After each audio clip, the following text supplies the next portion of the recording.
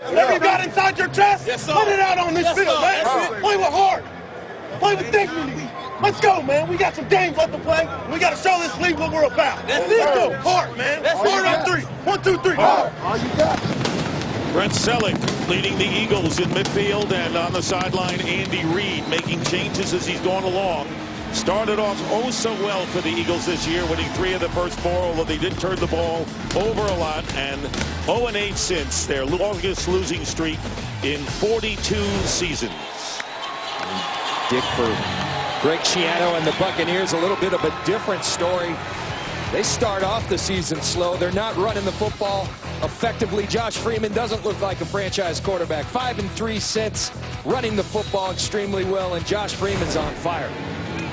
Brandon Boykin will return the opening kickoff, hopefully, and Michael Kanan will kick off. The Eagles won the toss, did not defer. They receive and will start out at the 20-yard line. So making his 4th start of the season is the rookie Nick Foles, a 3rd-round draft choice out of the University of Arizona, who Andy Reid praised when we had them in the opening game against the Browns. Still looking for his first victory of the year. And the thing about Nick Foles that I really like, and Andy Reid talked about it, he gets better each and every week. This game doesn't look too big for him. He's showing a lot of promise for the Philadelphia Eagles. And Reid said we're young and we need the balance, so you may see a lot more running than we've seen over the years by Andy Reid's offense. First play of the game, and they flip it off to the tight end Brent Selleck for a short gain of 1. And the Philadelphia offense, and it's apparent, John, that the younger players are starting to make an impact as Selleck takes some time getting off. They are, and you look right off the bat, Bryce Brown, this kid is a game-breaking type player. He's had problems with ball security. You see no Deshaun Jackson at wide receiver, and this offensive line is much improved. They're playing as a unit very well the last couple of weeks.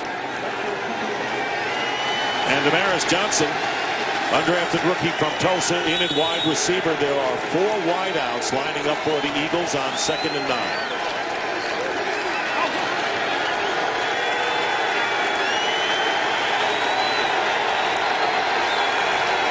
And when you spread it out, some rush, and the pass is caught by Johnson. So Johnson in the game on the first offensive play. 6-yard gain. Biggers making the tackle.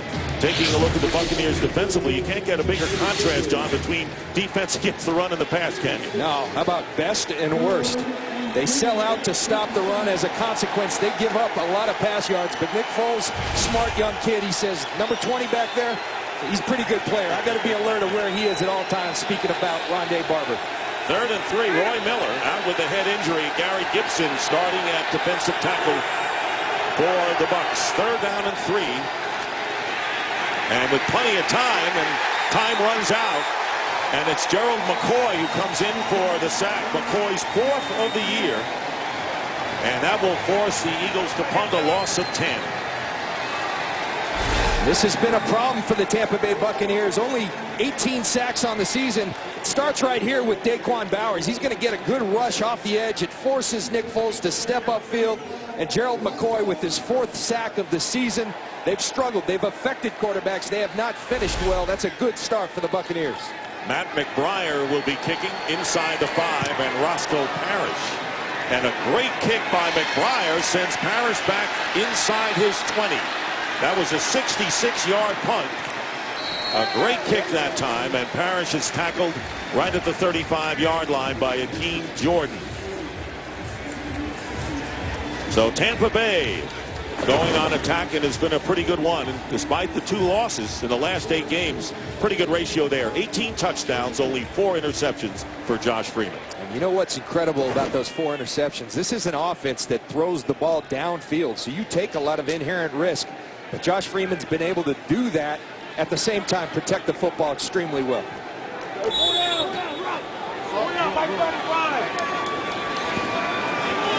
Bucs on their 35.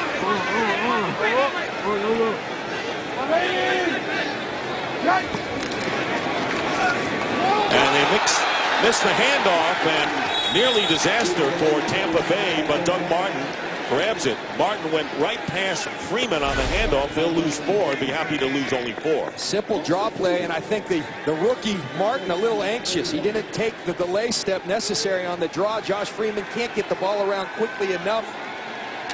Not a way to start the football for the Buccaneers, and lucky to get that football back. Not the way you want to run the first play on offense. 2nd down and 14. Clean handoff to Martin. And Martin is tackled by Jamar Chaney, who's starting at strong side backer. The rest of the Tampa Bay offense, and you got to remember, still 4th highest scoring team in the league, averaging 28 points a game. And we know about the outstanding rookie. We'll see him throughout the game, Doug Martin. But Vincent Jackson really has opened this offense up. They've lost 2 all-pro guards in Davin Joseph and Carl Nix, but this offensive line has struggled the last couple of weeks. They need to play better today. 3rd down and 13. Back at the 32.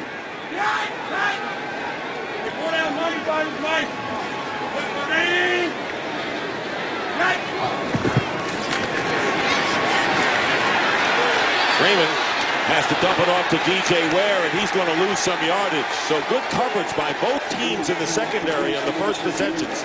And Michael Kendricks, who switches to weak side linebacker, makes the tackle, and a loss of 3, and Tampa Bay will kick. Josh Freeman looking downfield. They go with the cover 2 look. 2 safeties over the top, corners underneath. Good coverage downfield, and that causes Freeman, he has nowhere to go with the football. He actually throws a lateral back to Doug Martin. An excellent start for the Philadelphia defense. Michael Kanan kicking from inside the 15, and Damaris Johnson is back deep. Fair catch call at the 30. So each team has had the ball once. We haven't had a first down. Good coverage in the secondary. And the Eagles will go back on offense when we come back. Unspectacular opening drives for both teams. The Eagles lost 3 yards in their first foray, and the Bucs dropped 10. And now a first down at the 31 for the Eagles. 4 wide receivers, including Bryce Brown, the running back, who gets his first carry of the game, trying to go wide and will lose, thanks to Michael Bennett. Big year for Bennett, and it was Daquan Bowers who got in first on a penetration and a loss of 4. This is what this Tampa Bay defense does. They penetrate. They play in your backfield. They lead the league in negative yardage runs. Michael Bennett's been right at the forefront of that with 12, now 13 tackle for losses on the season. Clay Harbor is in a tight end for Philadelphia. Brent Selleck, slow to get up after that first play, is out right now. 2nd down and 14. Brown again trying to go outside, and again the Bucs are there, and it's Rondé Barber coming up from his safety position. No gain on the play, and that will bring up 3rd and long for the Eagles. And the players shaken up on the field. Tampa Bay's Anthony Gator, who was just moved up to the roster this week, played 8 games last year. So Gator, who made the roster, shaken up, and a timeout. We'll be back. Anthony Gator on the sidelines, walking off on his own power. 3rd down and 14. Foles, and this pass incomplete, intended for Jeremy Maclin. So the Eagles are 3 and out on their first 2 possessions of the game. Foles tries to sneak a backside slant in there, and Rondé Barber, as usual, Johnny on the spot, underneath coverage in the dime package for the Tampa Bay Buccaneers. So McBriar, who unleashed a beauty 66-yard punt the first time around. This one good hang time, shorter. Parrish will run it from the 29 and will go out of bounds. So the Buccaneers will go on offense for the 2nd time, scoreless early on.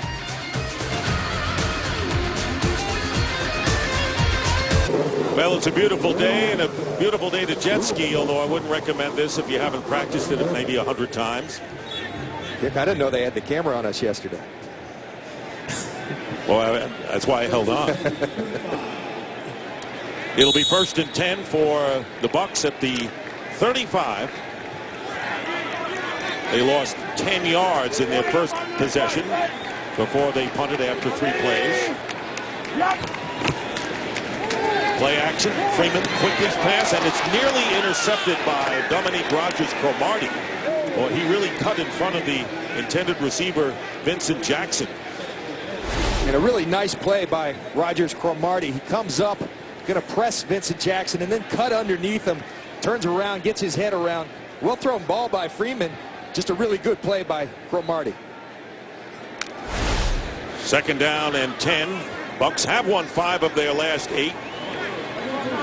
And in a 6-6 record at home, game you want to win badly. Freeman is going deep as he does, and this pass is overthrown Vincent Jackson. Jackson has made some big plays since coming over from the Chargers this year. And that'll bring up 3rd and long. And Tommy Brazier, 72 years old, replaces Jim Washburn as defensive line coach, the 2nd defensive coaching change made by Andy Reid this year. And that's just a movement towards, as you see, Rodgers-Cromartie, Asamoah, and Colt Anderson filling in for Kurt Coleman. Quarterbacks have been torching this secondary. They have been tearing them up. 16 touchdowns, 0 interceptions in the last 6 games. That's unheard of. These guys need to play better. It looks like they came to play today. Eagles have won the turnover battle only 1 time. That was against the Giants early. And on 3rd down, the pass is caught by Jackson in stride. And a 1st down into Eagles territory at the 46. And it was Asamoah on the coverage. And the Bucs get 19 on that play. Well, this is high-priced free agent on high-priced free agent. You're going to see Vincent Jackson working on Nnamdi Asamoah. And that's a great throw by Josh Freeman. A little separation by Vincent Jackson. Gets him in stride. Excellent throw by Josh Freeman. Jackson over 1,000 yards on the year, has caught 7 touchdown passes. And now a 1st down on the Philadelphia 46.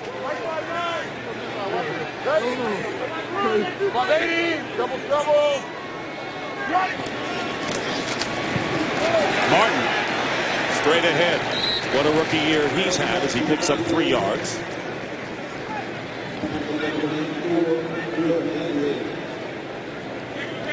And Dick, Vincent Jackson, this guy, they went out, high-priced free agent. We see he's gone over 1,000 yards in his first season with the Buccaneers. He's made this team better. He's made Josh Freeman better. He's made Mike Williams better. He draws the #1 corner. Mike Williams draws the 2 now. He's opened up the run game. A tremendous acquisition for the Tampa Bay Buccaneers. You need more than 1 wide receiver to make it work, and Bucs probably would even think of adding another one. You never know.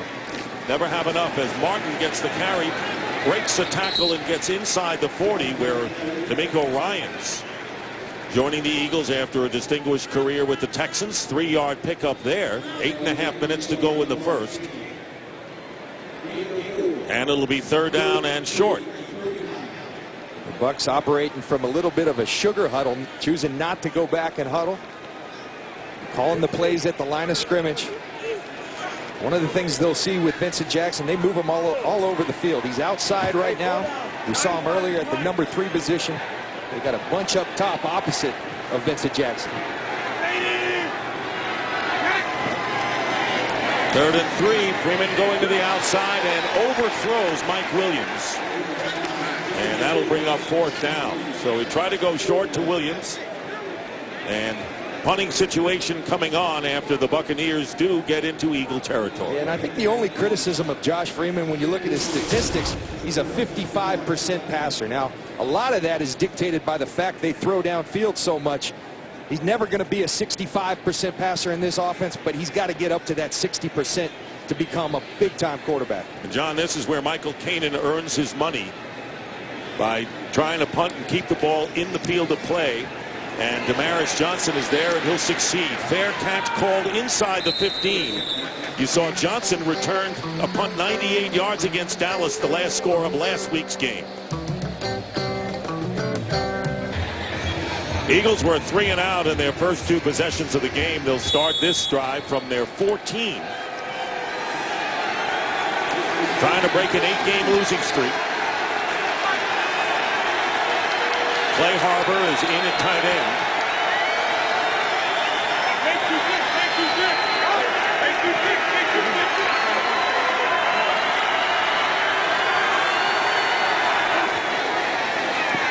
Foles gets a rush up the middle.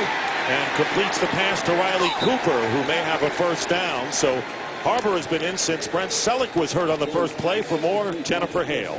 Yeah, Dick, certainly not the way the Eagles and Brent Selleck wanted to start out this game. The Tampa Bay defense delivering a fierce blow.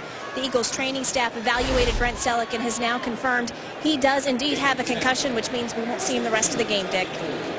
So add to the concussion list of Michael Vick, LaShawn McCoy, and Deshaun Jackson, all out with concussions. 1st and 10, however, on that last play to Cooper from the 24.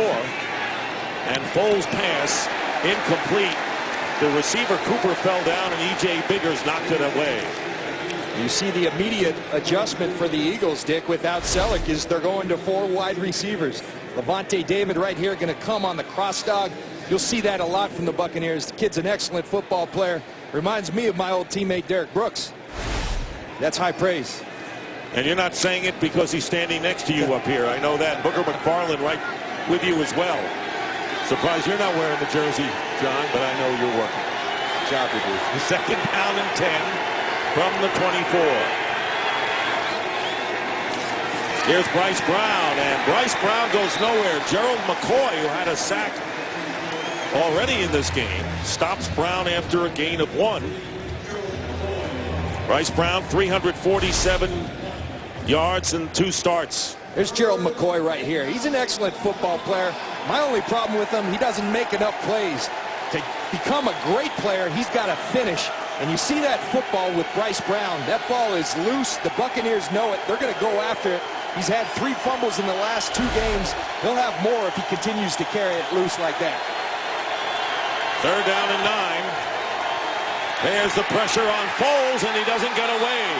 And it's Michael Bennett, but it was Aaron Morgan, the former Jaguar, who's the first to get in there to set it up. 2nd sack and another loss of 10. Well, here's the 8th sack, but Dick, you said it right here. Aaron Morgan going to get a great jump. He's a fast speed rusher. That forces Foles up in the pocket. Michael Bennett, who shifts inside in their nickel package, there to finish Nick Foles. So now McBriar will be punting from the 5.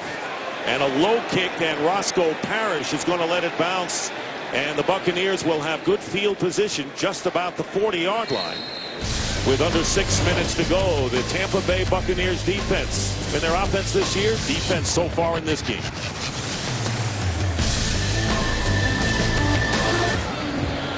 No score here, and for the Buccaneers, their first 2 possessions, they had to punt it away. So it's been a defensive game. And the fans enjoying this beautiful day. Sellout crowd, and here to celebrate the Super Bowl champions of 10 years ago. 1st down at the 39. And the pass out to Doug Martin. And Martin, the running back, gets a few yards. Well, we mentioned Tommy Brazier, who retired from the Eagles in 05, back as the defensive line coach. For more, here's Jen Hale. Yeah, Dick, I spoke with Coach Brazier before the game and asked him how he was feeling. He gave me 2 thumbs up and said, I am more excited about this than anything I've been in years. He's been hungry to get back to coaching, not just consulting for Coach Reed. And he says the biggest adjustment today is going to be for the tackles. That's where he has spent the most time working with them. This whole line, though, did have a conversation about if things go badly and the system doesn't gel, don't degrade to playground ball, Dick. Well, and you want to stop the run, and that's something the Eagles have done, but a 7-yard pickup by Martin gives them a 1st down at midfield. And we've heard so much about the wide 9, and I think that's one thing that you won't see as much under Tommy Brazier. These alignments where the ends are far outside the tight ends, you're going to see more head up on tight ends, trying to really corral the run, not as much attacking defense up the field. And there's an example of it. The ends are tighter than we're accustomed to seeing the Philadelphia Eagles. Lorig, the fullback, is playing out to the right, and we'll have what looks to be a false start against Donald Penn. Ron Winter, the referee. False start. Offense, number 70. Penn, the 5-yard left penalty. tackle. Remains 1st down. And here's that 6 technique we're talking about. We're used to seeing the ends out there. That would be the wide 9. This is one of the adjustments you'll see under Tommy Brazier. And Andy Reid said it was time. It was best for the team. Teams were scheming us in the run game. We weren't making adjustments. That was his thoughts about the move. 1st down and 15 And there's a high snap, but Doug Martin with a good run gets to the 48-yard line of the Eagles for our first game break of the day. Not the last. Kurt Menefee. Oh, there'll be many more, Dick. After RG3 and Josh Morgan hooked up for a 7-0 Redskin lead, Baltimore answered. Joe Flacco to Anquan Bolden. 19 yards on the score, and they're even at 7, nearing the end of the first quarter. Dick and John. All right, Kurt, thank you very much. Here in Tampa, 2nd down and 9 for the Bucs on the 49 of the Eagles. Freeman, and the pass is knocked down, incomplete. So that was Jamar Chaney getting a chance as a starter. Knocked it down, intended for the tight end Luke Stocker. See Jamar Chaney working on Stocker. Just good tight coverage. He's filling in for Akeem Jordan. They've shifted the rookie over to the weak side. Good job undercutting the ball, making a good play on the football. You know, other than the 19-yard pass to Vincent Jackson, the Eagles' pass defense has been pretty good. Yes, and it's been a while since they have been good, so it's a welcome sight for Philly fans. Hey, Mike 35, Mike 35. 3rd down and 9. Freeman up the middle and off the hands of Dallas Clark. The usual reliable tight end, Dallas Clark, who has touchdown receptions in 3 of the last 4 games. Couldn't hold on to that pass on 3rd down, and so the Bucs will kick it away. See Dallas Clark, who has some of the better hands in the league. Would it have been a great catch? Absolutely, but Josh Freeman's accustomed to number 44 making those catches. So Michael Kanan on to boot it away again, and Damaris Johnson. Johnson will let it bounce, and the Bucs can't keep it in place, so it'll be a touchback. And the Eagles will get it back on the 20 in a scoreless duel. January 4th, one of the best bowl games of the year is on Fox as Heisman Trophy winner and one of the most talked about players in the country, Johnny Manziel, leads 9th-ranked Texas A&M against the 11th-ranked Oklahoma Sooners. The AT&T Cotton Bowl Classic is January 4th, only on Fox.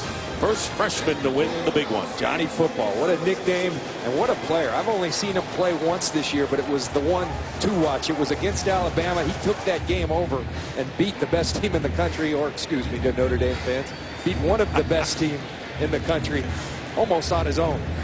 First 3 possessions for the Eagles. They had to kick it away. They have not been past their own 30 in this game, and we have 3.5 to go in the first. Good defense on both sides. This reminds me of the Eagles Bucs battles back in the day with my defense and Brian Dawkins and Troy Vincent. A lot of defense going on there.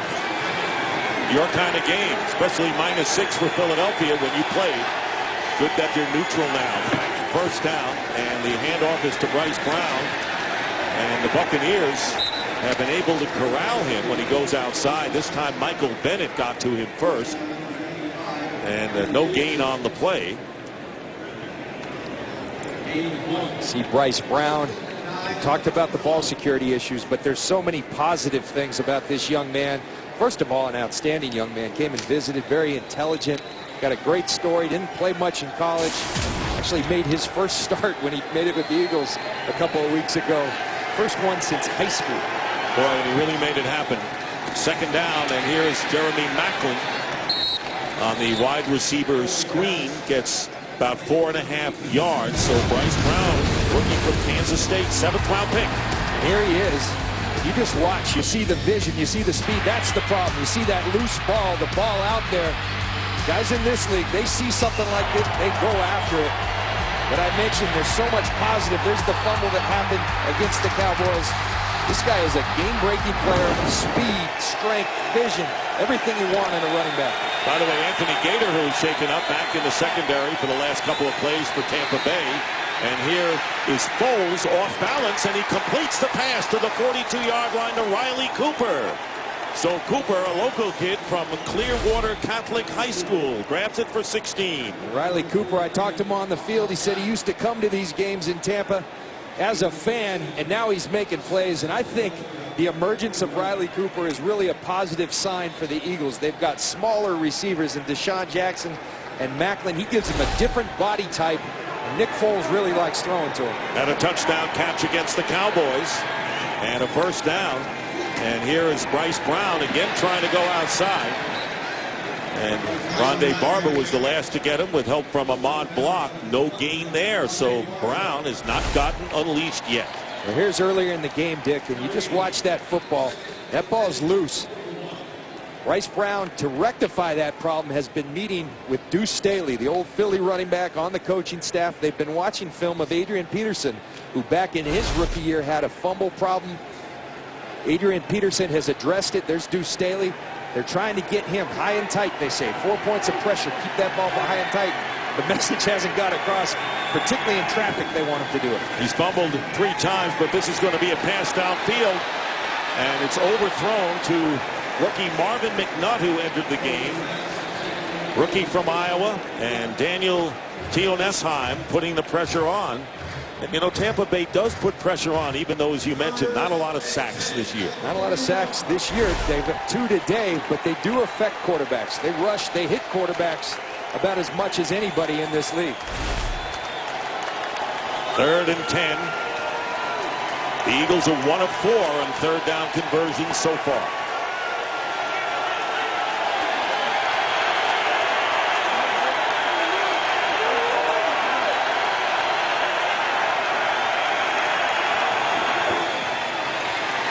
Foles, and it's Rondé Barber in his face, but he completes the pass to Jason Avant. Tough play for Nick Foles under pressure. They'll be short of the first down by a couple of yards. He gets 7 out of it. Here comes Rondé. Here comes Rondé, a great blitzer. They apply the pressure. Rondé does a nice job. Foles does a great job of getting the ball out, but it's an outstanding tackle in space by Anthony Gator, stopping Jason Avant short of the first down.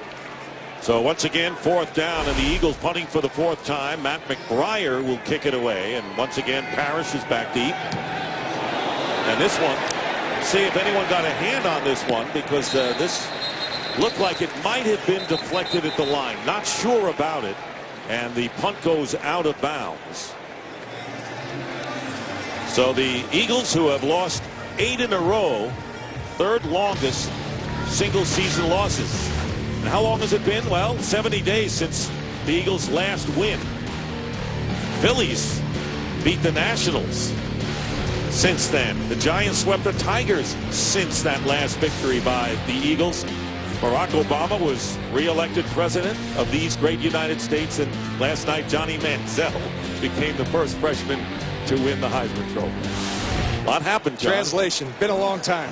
Been a long time for Andy Reid, and been a tough season for this man. I got so much respect for him. I know he's not too popular in Philly right now, but he'll have plenty of people wanting his services if he's not with the Eagles moving forward.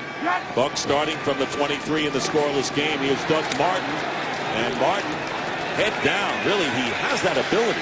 Head down to burrow his way for yardage. Got 6 there, and that should be the last play of the first quarter. You're right about Andy Reid. Quarterback will be in demand if he's gone. That's the end of the first quarter. Good defensive battle going on here between the Bucs and the Eagles. And Fox NFL Sunday will continue after these messages.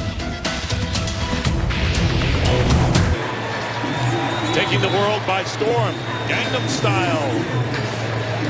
As we start the second quarter here in Tampa, Nick Stockton along with John Lynch and Jennifer Hale. No score. It'll be 2nd down and 3, and LeGarrette Blount in the game for the first time at running back for the Buccaneers, and he'll get a chance to get the first down, but he'll be knocked back by the Eagles. So scoreless game. I don't know how many people expected that, but reminiscent of when your guys used to go against the Eagles in the days of yore. Well, they're playing some great defense. Both defenses are getting after it up front, and that's where it starts. They're controlling the line of scrimmage. The Philly corners, I think, have come to play today. Andy Reid told us they were on thin ice. He didn't like their play. He didn't like their effort of late. Neither have I. They've come out to play, have Nnamdi Asomugha and Dominique Rodgers-Cromartie. I've never seen you so a little bit upset about what you saw from the secondary in football. Doug Martin back in, and Martin gets the call, and the Eagles are there. Neither running back has been able to get anywhere so far in this game. That'll be a loss of 1 thanks to rookie Vinny Curry. What you love to see is great effort. You love to see people run into the football. Watch Vinny Curry all the way up here. Going to toss the ball. Kendricks gets in there, penetrates. That's good football right there. Surrounding the football and then finishing with bad intentions. Keenan will punt. So the Buccaneers have 22 yards rushing. Eagles -2. Damaris Johnson on the return end. Here's Johnson at the 20. Good coverage by the Buccaneers, and he is down at the 23. Myron Lewis making the tackle. Let's see more of the Gangnam Style here, taking the world by storm. That's Team Extreme on the jet skis. Ever try that? Never. Don't care to. Just curious. First down for the Eagles on the 23. Bryce Brown. -2 yards in 5 attempts. Trying to improve on that number, and he's not going to. And it was Anthony Gator shaken up early, coming in from the secondary in a loss of 1. The Eagles near the bottom of the league in scoring, but they scored 33 against Dallas, John, and that was the highest point total of the year. And to get going today, Danny Reed said, look, we're not set up. He's talking about the protection up front. To get back there and throw 50 times, we have to have balance. The problem is you're going against the #1 run defense in the league.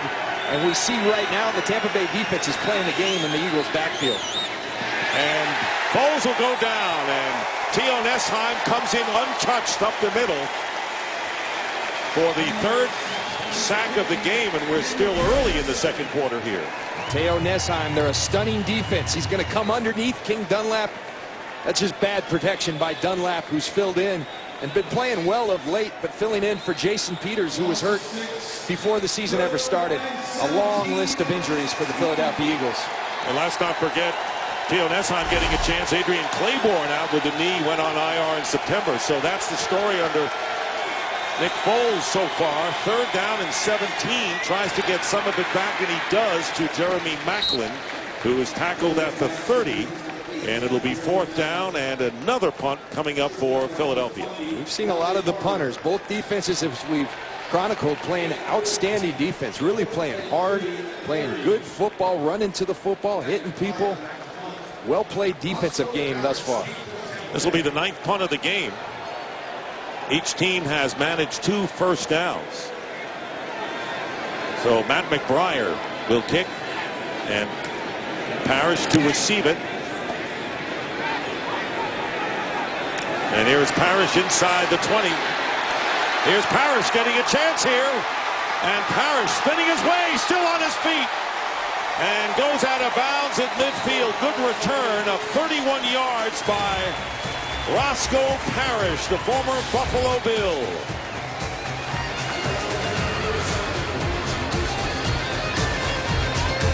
See what Josh Freeman does with this field position.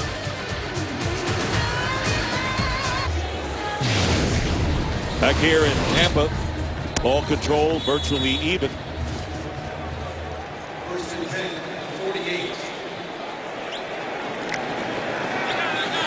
First and 10 at the 48. This is the Bucs' 5th possession of the game. They've crossed midfield twice. Got as far as the 39. After the longest punt return of the year for Parrish and the Bucs, 31 yards. Freeman on 1st down. Checks down, flag is down, and Martin makes the catch. Ryan's on the tackle, gain of 1. And Ron Winter will give us the call here. Holding. Offense number 69. 10-yard penalty. That's DeMar Dotson, the right tackle.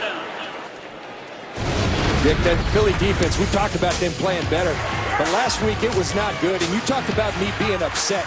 Listen, you're going to break coverages in this league. Things are going to happen. But lack of effort, that bothers me because it's disrespectful to your coach, to your teammates, and to the game. And I want you to watch this. At the end of the play, I'm going to call them out. Both corners, Rogers Cromartie and Nnamdi Asomugha. That's a shame. They got an opportunity to tackle Miles Austin at the 6-yard line. They don't even try. That's disrespectful to the game of football. Don't like it. Can't have it.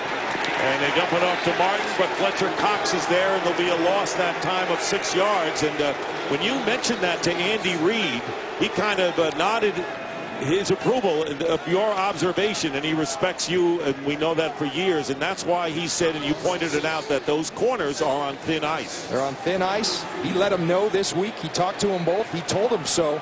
And you just can't play like that. It's one thing to get beat. It's going to happen at that position. But when you're getting beat with lack of effort, too many people that would love the opportunity to play this game, and it's awful. Second down at 26. Freeman going on top to Williams, and it's knocked away by Rogers Cromartie. Good coverage there and good timing there as he knocks it away on the pass intended for Williams. And this is why it's so sickening, because he's so talented. This kid can play football. He's going to be a free agent at the end of the year. That's an excellent football play by Rogers Cromartie. You can go strut your stuff after a play like that. And he's playing well today, as is Nnamdi Asomugha. So the message got across. Well, you know, and we don't know about Andy Reid's future, but he's making the moves. He's the head coach for the season here. And he says, we got young on offense. He says, you know, we're maybe headed getting younger on defense as well. Third down and 26. Freeman drills it, and that was nearly picked off by Asomugha. Dallas Clark was downfield, and Asomugha still down. Asomugha goes up and attacks the football. Going to play cover 2. He's playing in the flat, going to bump Mike Williams very aggressively, and then attacks the football. Dallas Clark undercuts him, and he comes down hard. And he is shaken up. That's a tough fall for Asomugha, but your point about the two veteran corners so far in this game playing a lot better.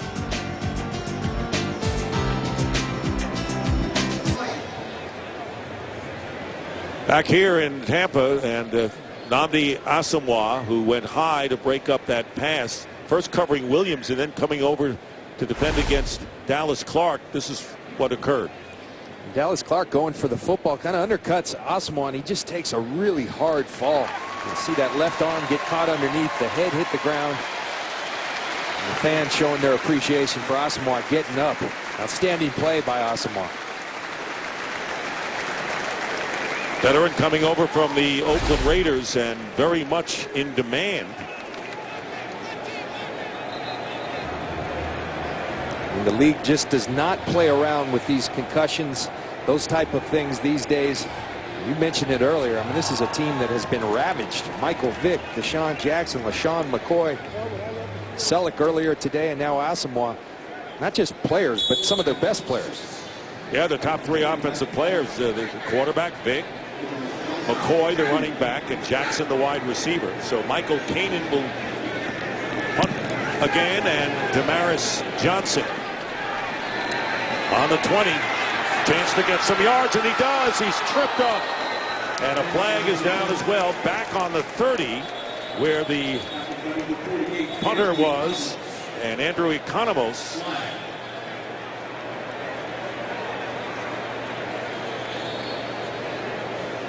Flag back at the 30. Ron Winter. During the kick, personal foul, face mask, number 57 of the kicking team. 15-yard penalty. Adam First Hayward down. with the foul, and now Kurt Menefee with a game break.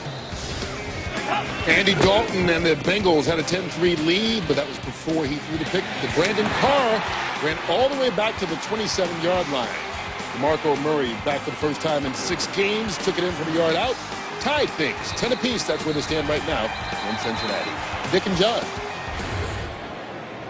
Well, you look at the NFC East, but if you look at the wild card race, Washington and Dallas, both the game behind the Giants, who play the Saints later on America's Game of the Week. But the Redskins, Cowboys, and Bucs all tied 6-6 if you're looking at the wild card possibilities, and it's that tight of a race going on, and they're working on Asomugha over on the bench. And Dick, that's why we talked about in the open on the simplify the game portion, it's a must win. And that's the only thing the Bucs can do. You can't scoreboard watch. From experience, when you take care of your end of the bargain, you just win games, good things happen. Face mask penalty. Here's the wild card story. And with The Bears now a wild card with Green Bay having the tiebreaker at 8-4. Seattle is 7-5. There's the bunch of teams, including St. Louis with 6 losses. And it may get down to the fact that winning a division may be your best effort to get into postseason. Meanwhile, 1st and 10 back on the 43. Or up to the 43 after the face mask against Hayward. Foles threads the needle and gets a first down to the 33-yard line. Pass is caught by Clay Harbor. I like that adjustment by Marty Mornhinweg. They're putting heat on your quarterback. They're snuffing out your run game. So what do? You go to that old West Coast offense. Get the ball out of his hand quickly. An accurate throw. Run yards after the catch. Nice execution by the Philadelphia Eagles. Deepest penetration for the Eagles. 9.5 to go in the second quarter from the 33-yard line, and this pass incomplete. Macklin. So now it'll be 2nd down and 10. Scoreless game, and you got to say it's somewhat of a surprise when you look at the high-scoring exploits of the Bucs coming into this game. And Philadelphia lit up the Cowboys last week. They didn't win the game, but they were explosive on offense, and so you expected a potent offensive game. But as you see, Nnamdi Asomugha, one of the players responsible for holding these offenses intact today. And he's heading for the locker room. So it's 2nd and 10 for the rookie Nick Foles. He'll hand it off to Bryce Brown. And guess what? Bryce Brown's going to lose more. Rondé Barber shadowing him beautifully. And Bryce Brown has not been able to get unleashed. He has carried 7 times for a loss of 9 yards. A lot of these runs that Philadelphia Eagles and Bryce Brown have been having success with are these delayed, these sprint draw type runs. This is a fast defense. You aren't going to beat them to the edge. You got to run downhill. I think they need more quick hitting runs straight downhill, because you go sideways on this defense, they'll run you down. And that's not good. If you want to get into field goal range, now you're back at the 40-yard line where it's 3rd down and 17. And here comes everybody. Foles has to get rid of it in a hurry, and one-handed catch is made by Jason Avant. One of the big circus catches of the year for 20. Unbelievable catch by Jason Avant. The left elbow's down. That's going to be a catch, and what a wonderful one it is. And a timeout has been called by the Buccaneers before the snap, and you know why that is. And let's see if there's a challenge flag thrown. Prior to the snap, timeout, Tampa Bay. This is a 30-second timeout. Bucs call a timeout. And I'm sure Schiano trying to buy some time, but that's a catch. That's a catch all day long. He brings it in. The left elbow's down. At that point, he's in. Unbelievable catch. One of the catches of the year by Jason Avant. A great job by the young quarterback. They brought the pressure. He threw that off his back foot. Gave his receiver a chance, and Jason Avant went and got it.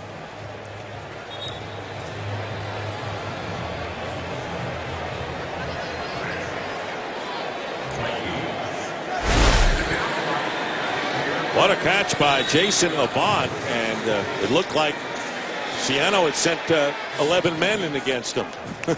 He didn't, of course, because there was a defender. So 20-yard gain, and now they're back to the 20 with a first down in a scoreless game here in the first half.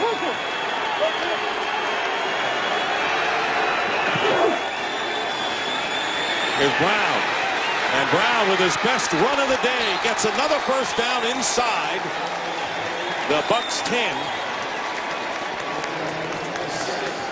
And that's what I'm talking about. Forget the delayed runs. Get downhill, and you're going to see the sideways nature, the zone blocking scheme, and then it's just a race. Bryce Brown against Rondé Barber. Bryce Brown outruns Barber and then gets downhill. That's the kind of running. Is it to the outside? Yes, but it's got a more downhill demeanor to it. That's the kind of run that will work against this defense. That 11-yard gain gives the Eagles a first and goal at the 9. They go again to Brown. And this time Brown will lose maybe 2. Michael Bennett was quickly in there. It'll be 2nd down and goal. See another negative yardage run play for the Tampa Bay defense. Coming into today, 73. Second in the league was Detroit with 54, so they're far outpacing the rest of the league in terms of playing in the opponent's backfield. The problem's been the pass. They've been getting torched. John, have been 7 negative plays thanks to the Bucs defense. 2nd and goal, play action. Foles getting a rush and throws this one away, and it was Gary Gibson who started today, making his first start of the year for Roy Miller, putting the rush on Foles. So it'll be 3rd down and goal from the 10. And a good decision by Nick Foles. Good coverage in the red zone. Bad things can happen when you try to force the football. He wisely throws the football out of bounds and lives to see another down. Right now, Greg Schiano would take a field goal try by Philadelphia. 3rd and goal from the 10.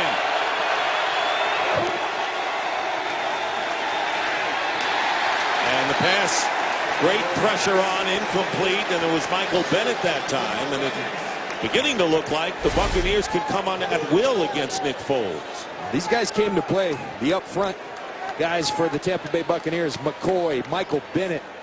Michael Bennett, the last couple of games, his play has slipped. He started out, I thought, playing at all-pro level. Has been quiet the last couple of games. Not quiet at all today. Alex Henry, who has hit 21 field goals in a row, has not missed since the opening game of the year against the Browns. This will be a 28-yard attempt, and it gives the Eagles a 3-0 lead. So we finally have points in this game in Tampa with 7:13 remaining, and it's Foles under great pressure who makes the big pass, and you won't see a better catch this year from Jason Abad. Alex Henry with his 22nd straight field goal, giving the Eagles the lead. Nick Foles with Andy Reid over on the sideline, so it's 3-0. Eagles lead, 7:13 to go. Tyquan Underwood, who's returning kicks for the first time this season, is back. And Dick, you were in the same meeting I was in. You get the impression Andy Reid really likes this quarterback, Nick Foles. He's a fan. Well, you remember what he said before the opening game against the Browns. He had high praise. Underwood will return this from 7 yards in, and he'll be down shy of the 15-yard line. Well, this Tuesday, Fox has a gift for the entire family. All new holiday comedies keep you laughing with Raising Hope, followed by Ben and Kate, New Girl, and The Mindy Project. Nothing's better than the gift of laughter, all starting at 8/7 Central this Tuesday on Fox. Always unexpected. A little laugh track to emphasize the point. First down at the 15. Curtis Marsh has come in the game at corner, replacing Nnamdi Asomugha, who was shaken up, went to the locker room.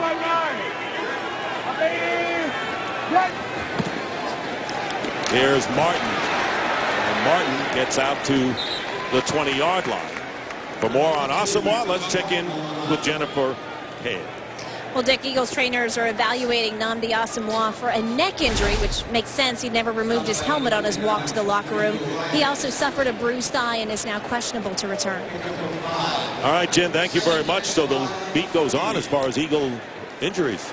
I'll tell you what, you talk to former football players, current football players, what hurts most, who hit you the hardest? The ground is the answer. This ground, when you go down hard, there's nothing worse than hitting a hard surface.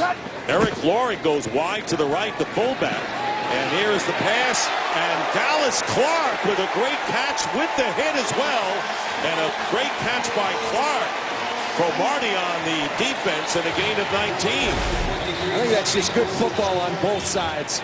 A great throw by Josh Freeman on time. I think good solid play by Dominique Rodgers-Cromartie, the cornerback, getting on him for not playing hard. He's playing hard today. Good physical hit by Cromartie. I think both teams can appreciate that football. And holding on after the catch was Clark. First down at the 39. And here is Freeman.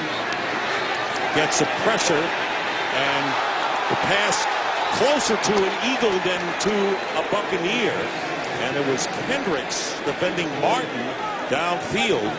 And You can see Josh Freeman not happy with what? The protection? The protection. He had Trent Cole, I believe, in his face. Hits his arm. A great play by Doug Martin going up in there, and Vincent Jackson breaking it up, and Colt Anderson making a start for Kurt Coleman. He had an opportunity. You cannot let those get away. Had the ball in his hands. Only 10 takeaways for this Philly defense. 31st, second to last in the league. Not good enough. 2nd and 10 at the 39. Is Martin. Martin trying to beat Rogers Cromartie, and Cromartie equal to the task. Comes up and makes the tackle and holds Martin to 2. Boy, this is an inspired Eagle defense. Well, I think Andy Reid should have had that conversation about 6 weeks ago, because he got into these corners and they have responded. Nnamdi Asomugha, we hope he's all right, but we've seen Rogers Cromartie making plays in the passing game, playing physical football. This is not easy. Doug Martin, one of the finest running backs in this league, in space, and he brings them down. On the sideline, has averaged 2.7 the last 2 games. 3.8 so far in this one with 34 yards. It'll be 3rd and 8. DJ Ware, good protector and good out of the backfield, is in. And here is Freeman. And the pass is intended for Underwood, incomplete, 4th down. That was not a good offensive sequence for Tampa Bay, and the Eagles had a lot to say about it. I tell you what, Josh Freeman, he's hot right now, and I think he doesn't like the route that Tyquan Underwood ran. You see him right there. Very frustrated the last couple of weeks because he knows what this offense is capable of. They've started to slip a little bit. He's got to be more accurate, and it looks like a little bit of miscommunication on the route. Damaris Johnson is back. And Keenan. Good kick, sending Johnson back inside his 10. Checking the sideline with a little slip, and out of bounds he goes. Well, halftime is coming up with 4:37 to go. For a preview, here is Kurt Benefit. Coming up on the Visa Halftime, all the scores and highlights from around the league. Plus, can RG3 come up with a W in the Battle of the Beltway? And was it a big return for Big Ben against the Chargers? We'll find that out and a whole lot more as these guys will join us on the Visa Halftime. All right, Kurt, looking forward to it.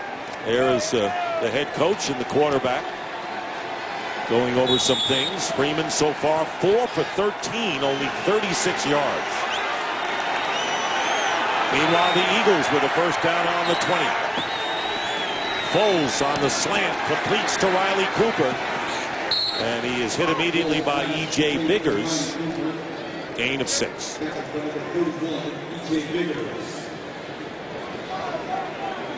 Josh Freeman, and we talked about that frustration. I think this offense is so much predicated on the run game. That's what they believe in. You're going to run the football. Off that comes the play action, the shots downfield. When they don't run it, it becomes difficult for this team to operate. They haven't done much of either. Rushing yards 29, passing 36. Meanwhile, the Eagles with a 2nd down and 4, and another completion and a first down this time to Cooper. 2 in a row for Cooper.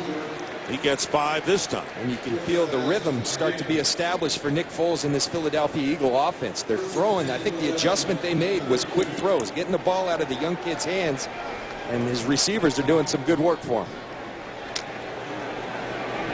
Foles' numbers thus far, 6'6", 243 yards, so you won't see many passes knocked down at the line.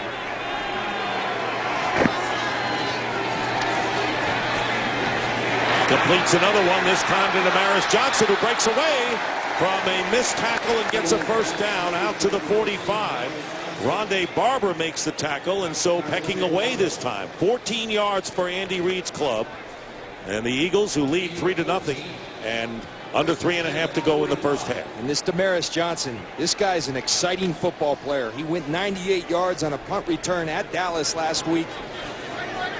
The guy can go. 3 years at Tulsa, NCAA's all-time, all-purpose yardage leader. He can make some plays.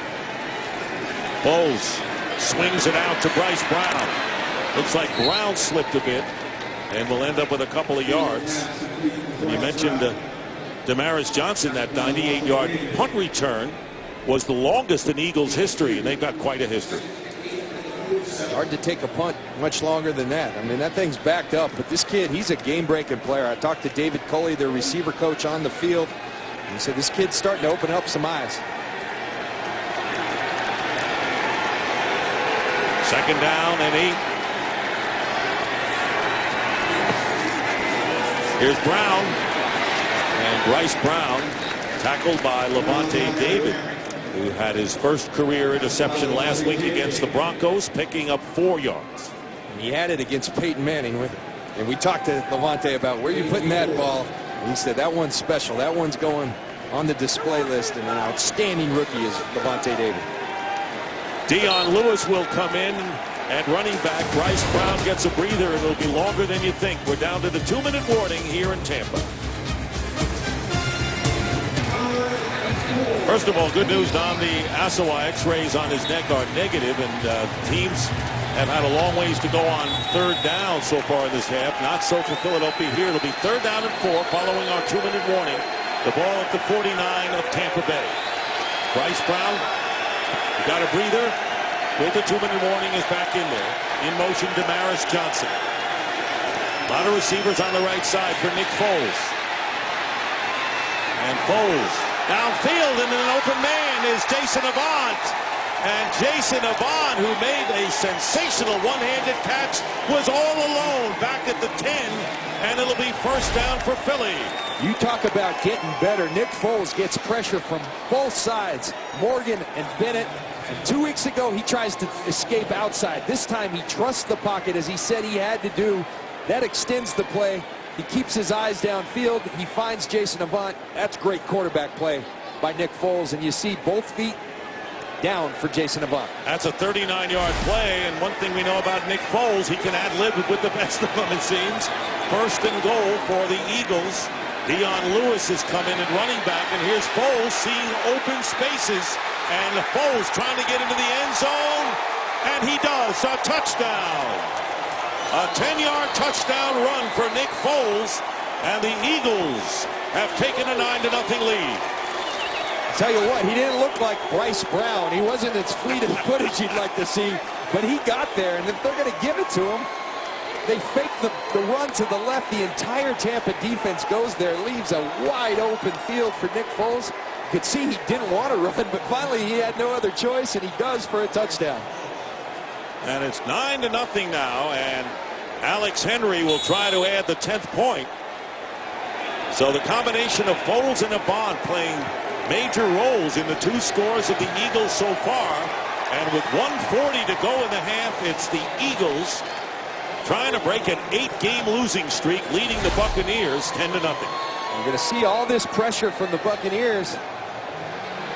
You got to open your eyes if you're Levante David. I don't know who he's going after. It's a screen pass to the left, and you're chasing the screen, the running back, but you got to also put an edge on the quarterback. Nick Foles isn't a threat to beat you with the run, but if you give him a completely open field, he'll take it, and he does. So the Eagles go 80 yards in under 3 minutes on that drive. And we told you how tough it was on 3rd downs with a lot of yardage. They only needed 4, and they made the most of that.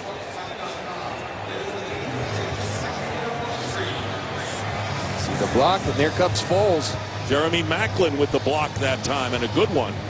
And Nick Foles 5 for 5 for 56 yards on that drive. And Andy Reid saying this week, Michael Vick, of course, is out with the concussion problem, that Nick Foles will be his quarterback the rest of the way. Nick Foles said, that doesn't change my approach. My approach the whole time is get better every day. And I'll tell Nick Foles, that's what the great ones do. They find a way to get better each and every week. Underwood on the return and trying to change his mind and didn't, and maybe happy he didn't as he carries it out to the 23. Tyquan Underwood tackled by Curtis Marsh.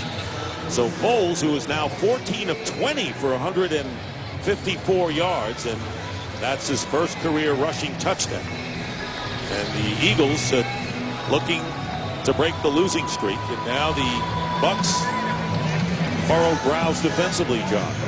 Yes, they are. And this offense for the Tampa Bay Buccaneers needs to help that defense out.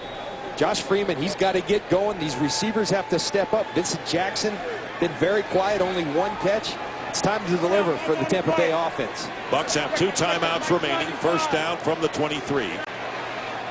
Trying to avoid being shut out for a first half for the first time this year. And this was way off the mark.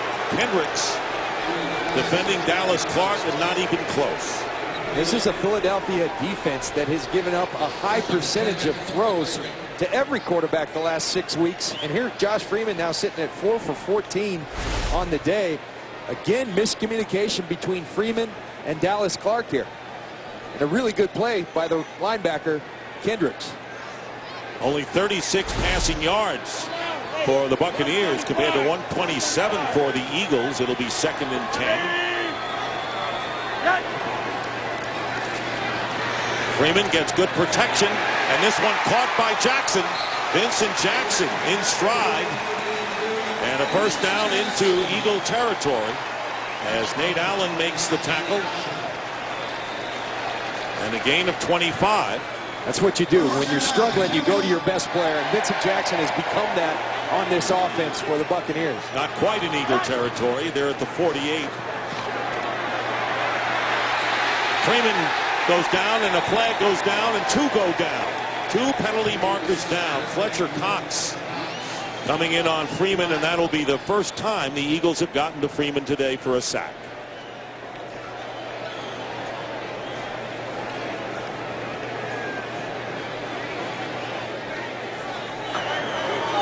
Holding. Offense number 69. That penalty's declined. 2nd down. So we'll decline the holding penalty against Dotson. Josh Freeman looking to the right at Vincent Jackson. They're doing a great job of undercutting these wide receivers. And Josh Freeman, at this point, it's not there. You got to throw the football away. You can't take the sack. Josh Freeman off his game today. 2nd down and 18. Now back at the 40. They were at the 48. And this pass down the sideline, and good defense this time. Marsh on Mike Williams.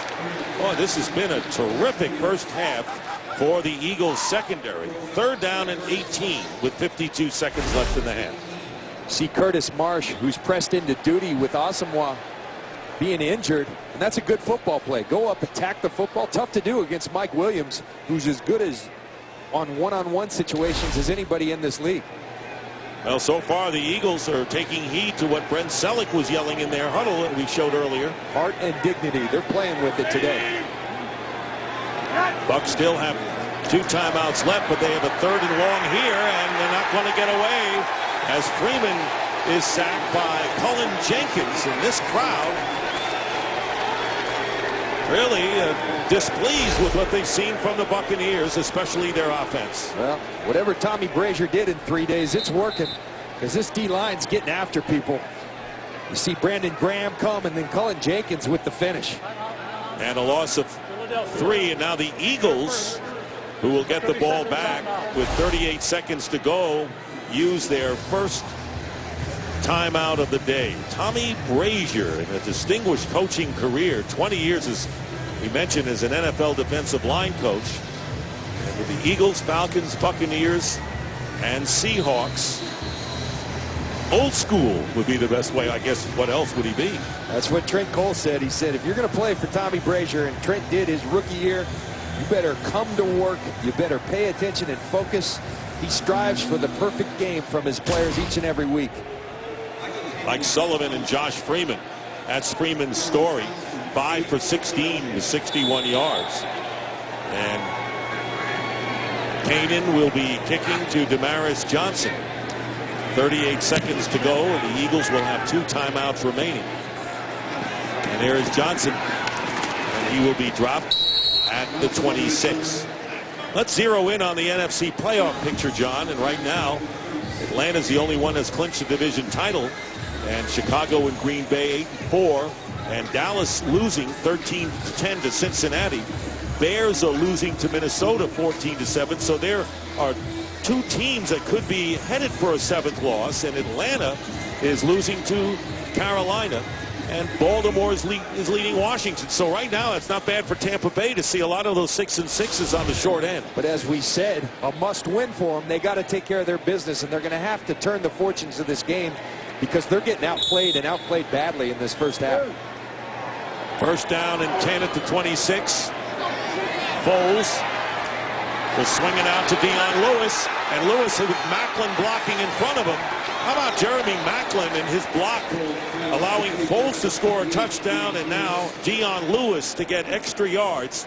He got 28. Well, you mentioned Maclin. Watch Riley Cooper here on his block. He's not going to get the ball, so what do? You get up and you block, and he pins Leonard Johnson. That opens up the gate for Dion Lewis. These receivers doing an outstanding job catching the ball, but also blocking downfield. There's Jeremy Maclin. These guys are playing with heart and dignity. And a first down and 10 at the 46 of Tampa Bay. Good protection there, and going to Cooper, and covering was E.J. Biggers. Well, we know that Freeman likes to take a lot of shots downfield, but we're seeing that from the rookie Foles. And he's a gunslinger. They mentioned fearless is what Andy Reid calls him. Taking those shots, that's well worth it. You back up the defense, you got a shot one-on-one. You like that matchup? A near miss for Nick Foles. You know, you have 11 seconds before you go down to the field with the rest of your great teammates and coaches from your Super Bowl championship of 2002. Never thought I'd be introduced on a field again. I get one more.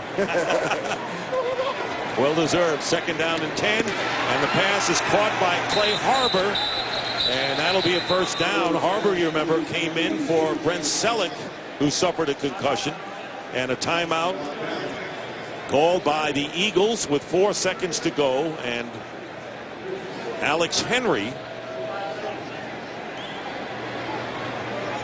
hasn't quite come on the field yet to try the field goal, and now here he comes.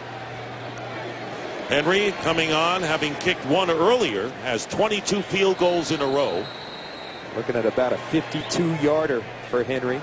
His longest was from 48 yards. In fact, this is his first attempt this year from 50 or beyond. It'll be a 53-yard attempt. 23 of 24 on the campaign.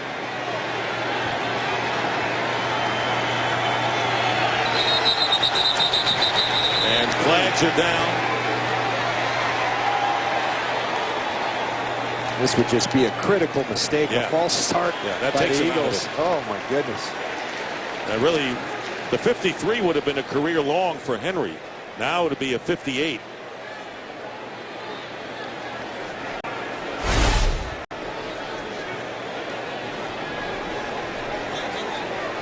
See, it's that left tackle. Can't quite make out who that is. False start. Offense. 5-yard penalty. Remains first down. Now. Well, now it would be 58 yards. He's keeping him out there, but I'll tell you what, it's a humid day here in Tampa. Thick air. Going to be tough for Alex Henry. He does have the wind going a little bit in that direction. Well, will he make it 23 in a row from the longest of his career? 5 seconds to go, and this kick toward the left, and it hits the upright and bounces left. No good. Came close. Did Alex Henry, but he misses as time runs out. And Andy Reid's Eagles, who are playing inspired on both sides of the ball. There's the kick hitting the upright, missing the 58-yard. It's halftime with the score. The Eagles 10 and the Buccaneers nothing. A surprise to say the least. And we'll be back right here after these messages. And we're getting ready for the start of the third quarter. And for the first time this year, the Tampa Bay Buccaneers have been held scoreless in the first half. And want to remind you to follow your favorite team all season long. Go to itunes.com/NFL. Take a look at the offensive leaders for the Eagles, who lead 10-0. And Nick Foles with his first rushing touchdown of his career.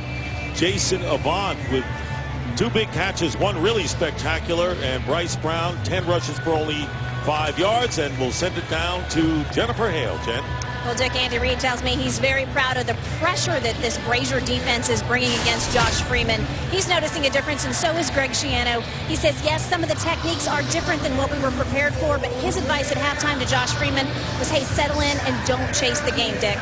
That's a good idea, Jennifer, and that's a good way of putting it. Don't chase the game. And Freeman hasn't been himself, and a lot of routes not run correctly, and he's gotten some pressure. 5 of 16 for Freeman, 61 yards. And this is a game that Greg Schiano knows his team has lost 2 in a row, want to get over 500. And Alex Henry gets the third quarter underway, and it goes out of the end zone for a touchback. So the Tampa Bay Buccaneers get the ball first, and let's see, in a scoreless first half for them, what they've been doing. Freeman, those numbers not what he's accustomed to, and Doug Martin averaging 3.8 yards per carry. His longest run was 7, and Vincent Jackson has 2 catches, the only semblance of a passing game right there for the Buccaneers. They'll start from the 20. The Eagles, meanwhile, given up at least 26 points in each of the last 7 games, and none so far. And rolling out on the first play, and the pass is caught. And a first down up to the 37-yard line. Tyquan Underwood, 17 yards. And for the Eagles, Nnamdi Asomugha, who went into the locker room, is back out and on the field now. As you take a look at that play fake by Freeman, and this is a perfect way to get underway for the Bucs in the second half. And if he's not out of breath, he should still be playing in the NFL. John Lynch, and we're going to welcome back, John, and we're going to show what happened at halftime as Doug Martin with the game, and Martin carries it out to the 41-yard line. And as we mentioned, Nnamdi Asomugha back in action for an Eagles secondary that has really excelled in this first half. How was it down there? That was a lot of fun. I tell you what, my teammates here, Simeon Rice and Derek Brooks, are standing here. We all said we got that adrenaline. We felt like we were 28 again running out there on that field. You look like, Shannon said, can you suit up for the second half? This pass and a great catch made by Mike Williams with Asomugha on his back. So you can see Freeman coming out firing here in the third quarter. That good for 14 yards. And a first down to the 46 of Philly. And I like the adjustment that the Bucs have now made. We talked about the Eagles making it in the first half. They're struggling to block the defensive front for the Philadelphia Eagles. So what do? You go to quick and simple throws. Get the ball out of Freeman's hand. They're doing it, and it's working. That's the first catch of the game for Williams.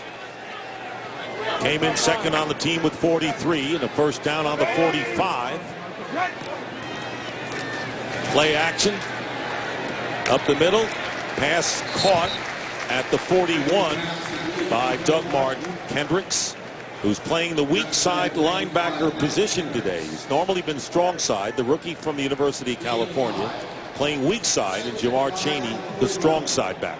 And the thing that Doug Martin does so well is that he does everything well. We talked to Andy Reid. What do you like most about this young kid? He said, I don't like a whole lot right now because we have to play him here today. But he does everything well. He runs it well. He catches it well. He's a complete football player. Second down and 4 on the 41 of the Eagles. And there's Freeman getting away from a big rush.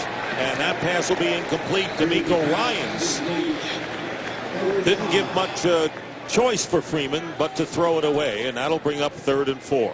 Well, a blitz right up in the middle, right in Josh Freeman's face. And Andy Reid said the one thing we feel like he doesn't play as well versus the blitz. And so what do? You put D'Amico Ryans right in his face, makes Josh Freeman throw the football away, sets up a big 3rd down.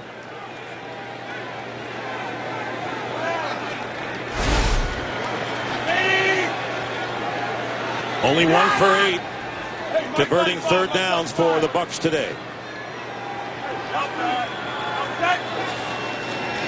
Here they come again, and the quick release, trying to get it to Underwood. He had to get rid of that in a hurry.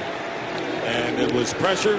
Colt Anderson starting for Kurt Coleman at free safety with the safety blitz, and 4th down coming up, and Freeman's move hasn't changed. Again, frustration. There is miscommunication going on between Josh Freeman and Tyquan Underwood now twice today. I don't know exactly what it is he doesn't like about the route, but he doesn't like the way he's running his routes. He's not where he's supposed to be when he's supposed to be there, and it's bothering Josh Freeman. This will be the 8th punt for Michael Kanan, and we've just scratched the surface here in the 3rd quarter. Tamaris Johnson is back deep. Fair catch at the 12. Loses the ball, and the Bucs have it. Tampa Bay has the ball at the 6. A muff punt And Dakota Watson recovers the muff by Johnson. A critical turnover here. Mistakes like this just can't be made. He certainly does touch it. Dakota Watson, an outstanding special teams player right there. His verification, it did hit his hands. Damaris Johnson's been incredibly explosive, but you got to field. You got to do the little things. A great opportunity for the Bucs. And the Tampa Bay Bucs back in this game. And it is a muff. It is a fumble when you have possession and then lose it. In a situation like that is a muff punt. And Johnson, the GOAT right now, as the Buccaneers have the ball, 1st and goal at the 5. We talked about it in the pregame. It's about the ball. There are the turnovers. Bite the Eagles again. And here's Doug Martin spinning his way and stopped at the 2.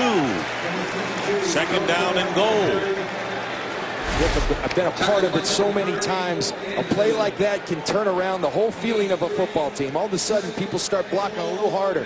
Runners start running a little harder. You feel good about yourself. You let someone back in the game, they'll bite you. And we have an injured Buccaneer on the field. As of Martin's numbers, neither running back has lit it up so far in this game. And we'll identify the injured player when we return.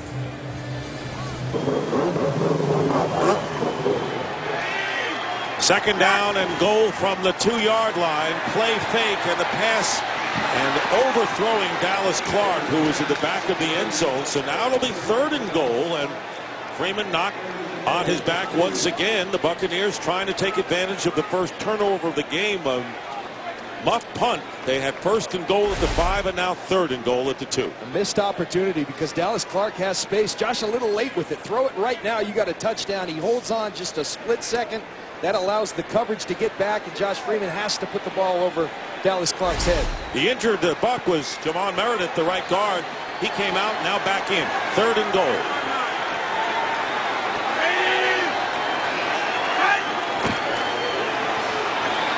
Freeman. And he makes the catch. Touchdown, Mike Williams. With a defender on his back. Good play by Williams on a good zip throw by Josh Freeman for the touchdown. Well, Mike Williams, we said it earlier, as good as anybody in the league on one-on-one balls. That's just a good fight. He goes up.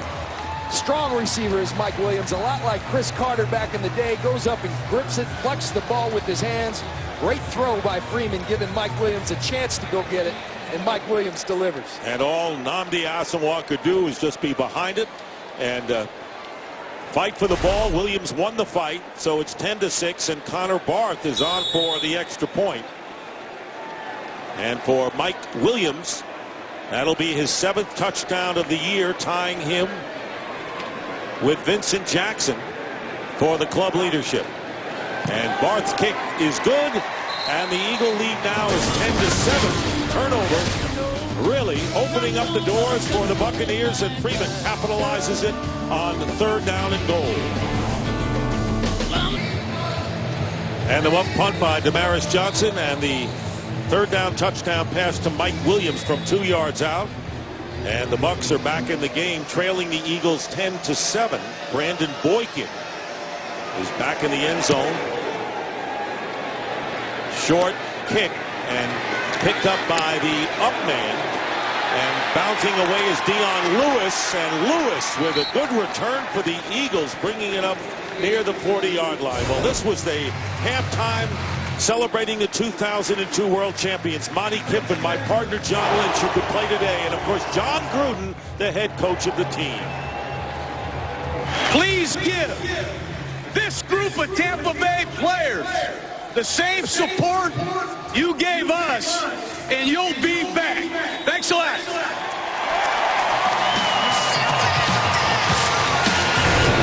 And we have with us Simeon Rice here, Derek Brooks here, John Lynch here, Paul, part of this great team. Old defensive players I see you invited up here to the booth. Yes, sir. Foles is going to be sacked inside his 30 by Gerald McCoy. That's his 2nd of the game and the 4th by the team. And a big loss there. That looked like Simeon Rice to me, exploding through the line of scrimmage.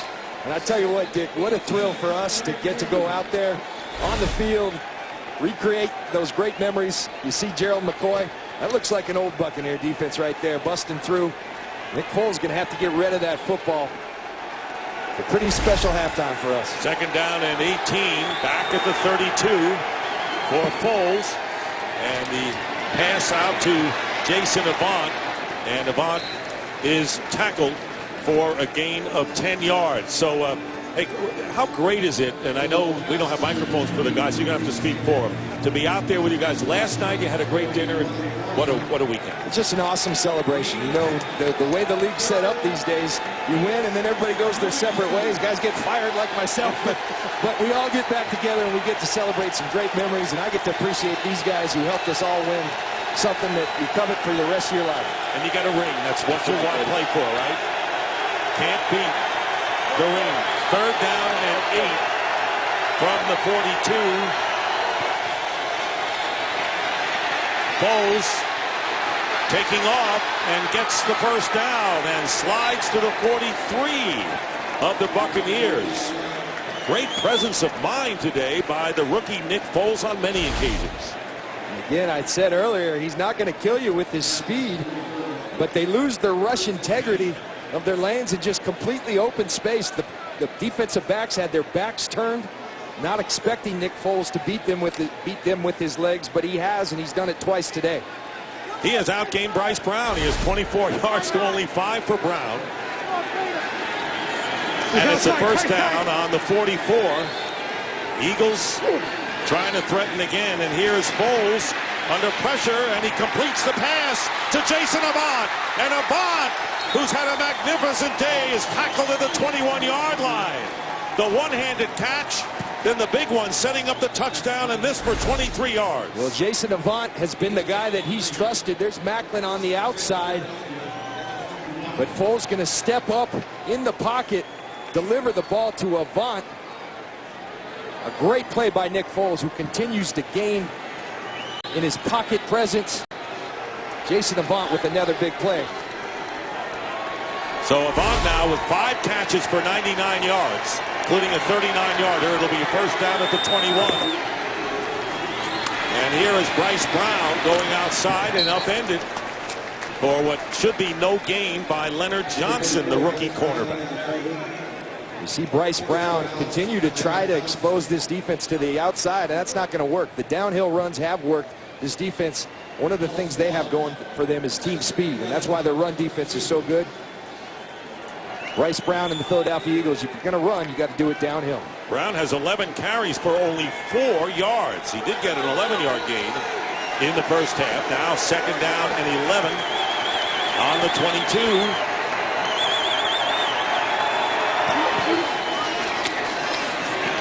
Here's Foles looking for a receiver, and the pass trying to get it to Brown, incomplete. Good job downfield by the Buccaneers secondary. Definitely good coverage all the way around. Foles looks to extend the play. No one open, throws it away. Now Warren Sapp is up here now, so now we got Rice, Sapp, and Brooks, and you. And I feel like I'm going to get sacked. I'm still waiting for your first offensive player. Well, they aren't allowed up here. I mean, didn't John Gruden offer some offense when he came here? Third down and 11.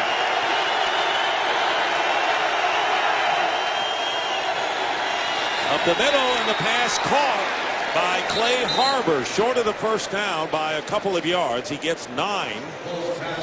So he's 2 yards shy of the first down, and the field goal team will come on. Alex Henry will try to extend the Eagles' lead. Good job by the Buccaneer defense, getting back to the sticks, keeping the ball in front of them, making a crisp tackle, setting up the field goal. Henry connected earlier on a 28-yarder, missed the 58-yarder, not by much, hit the upright to break his string of 22 in a row. This from 31. And this one is going to be no good. Hooks it. Alex Henry, who came into the game with only 1 miss in 23 attempts, has missed 2 out of 3 here. And the score remains Eagles 10, Bucs 7, and Tampa Bay gets the ball. 7:29 remaining in the third, and the Eagles leading the Bucs 10-7, and the Eagles are keeping the Bucs within range here. Dick Stockton along with John Lynch and Jennifer Hale. It'll be a first down at the 21 for Tampa Bay. They've been outgained 228 to 124 by Philadelphia, and there is Freeman.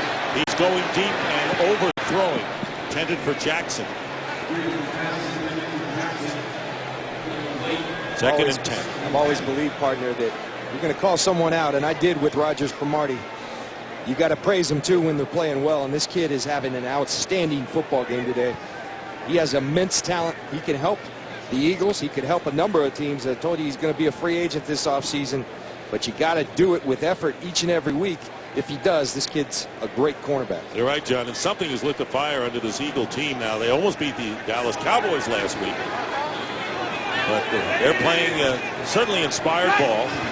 Mistakes that hurt him as Martin gets the first down and more. Best run of the day for Martin, whose longest run was 7 before this 14-yard scamper and a first down to the 35. And when you just get Doug Martin a little bit of space, he'll make yards. A good block by DeMar Dotson, the right tackle. He's going to churn his legs and get positive yards. Give him a little bit of room. He'll make the defense pay. Martin had over 1,000 in the first 10 games of the year, but last 2 only 106. Said the rookie hitting the walls theory did not affect him. And a first down. Freeman stepping away from the rush, and Laurie, the intended receiver, but Kendricks almost had the pick. Freeman with another errant throw, and very fortunate that the ball wasn't picked. You think of a couple of plays. Colt Anderson had the ball in his hands earlier. Kendricks would have been a great catch. Those are the ones you got to make to put people away. And we've seen Philly in the MO of this team this year. Missed opportunities. We saw the muff punt. You see the false start at the end, at the field goal at the end of the half. You see the missed field goal. Things like that. You allow a team to hang around. Dangerous. Second and 10 from the 35. Good catch by Williams, but he can't do anything with it as he gets it to the 39 for a game break. Let's check in with Kurt Menefee. Well, the 11-1 Falcons trying to do the comeback thing, down 23-0 at Carolina. Roddy White with a little 4-yard reception for the score from Matt Ryan makes it 23-7. They're still in the third quarter, so maybe they're still tied. Dick and John. All right, thank you very much, Kurt. And the Falcons have already clinched the NFC South and headed for the #1 seed. Remember, we did round 1 of that game, and it was a feverish comeback by the Atlanta Falcons on that last series when the Carolina Panthers frankly outplayed them. 3rd and 6. Freeman. And trying to get it to Underwood and covered by Rogers Cromartie. And even though that pass was out of bounds, Cromartie did a good job in staying with Underwood. Great coverage once again by Cromartie. Having just a superb game today, and Josh Freeman continues to be just a little bit off. See a bunch, you're going to say, these three got these three. You're going to let it sort out, and then a great job closing by Rogers Cromartie. Freeman 10 of 27 for only 102 yards. Does have a touchdown, however. Damaris Johnson is back deep. Last time he muffed it, setting up the touchdown. This time he's going to let it bounce, and it goes into the end zone for a touchback.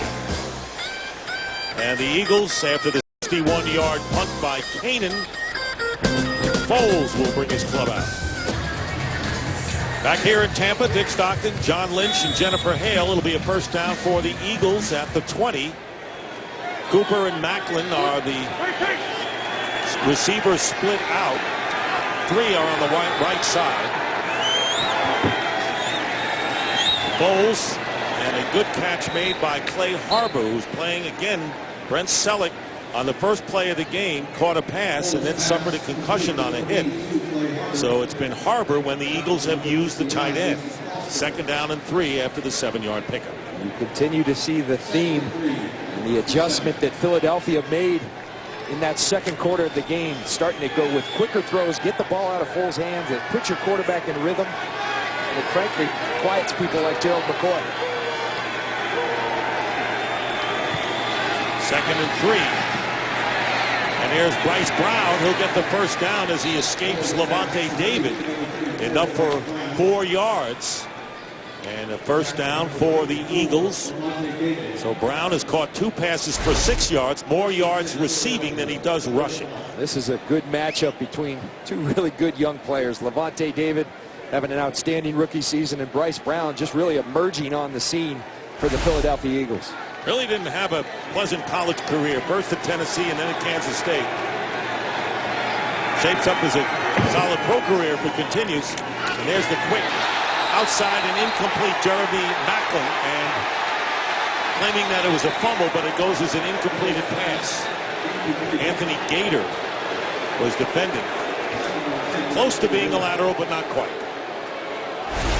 Anthony Gator, they were excited about having him back, and this is why. He's an explosive player. He plays in the backfield like they like their defensive backs to do. Gets his hand on that ball. The refs emphatically call it not a catch, an incomplete ball. And the question is, crowd wondering whether Macklin took a step and had possession before he lost it. And now we're going to have a challenge. So Ron Winter will check this one out.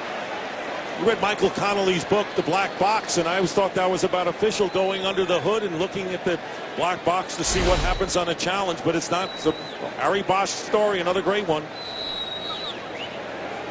I tell you what, Greg Schiano may have a case. You look at him catch the ball both feet down. It's going to be an interesting challenge for the Buccaneers. Did he make a football move? May be the issue here. Of an incomplete pass.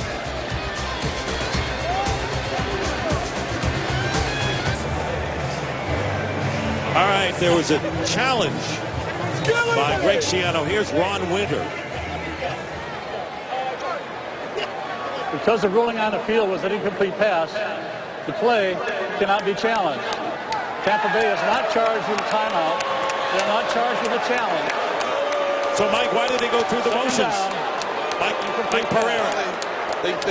They should not have gone through the motion. The one thing, it's actually the play can be challenged, but it cannot be converted to a catch and a fumble, giving the ball to the defense. So really on the field immediately, they should have told Schiano, you can't challenge this play. We can't review the play.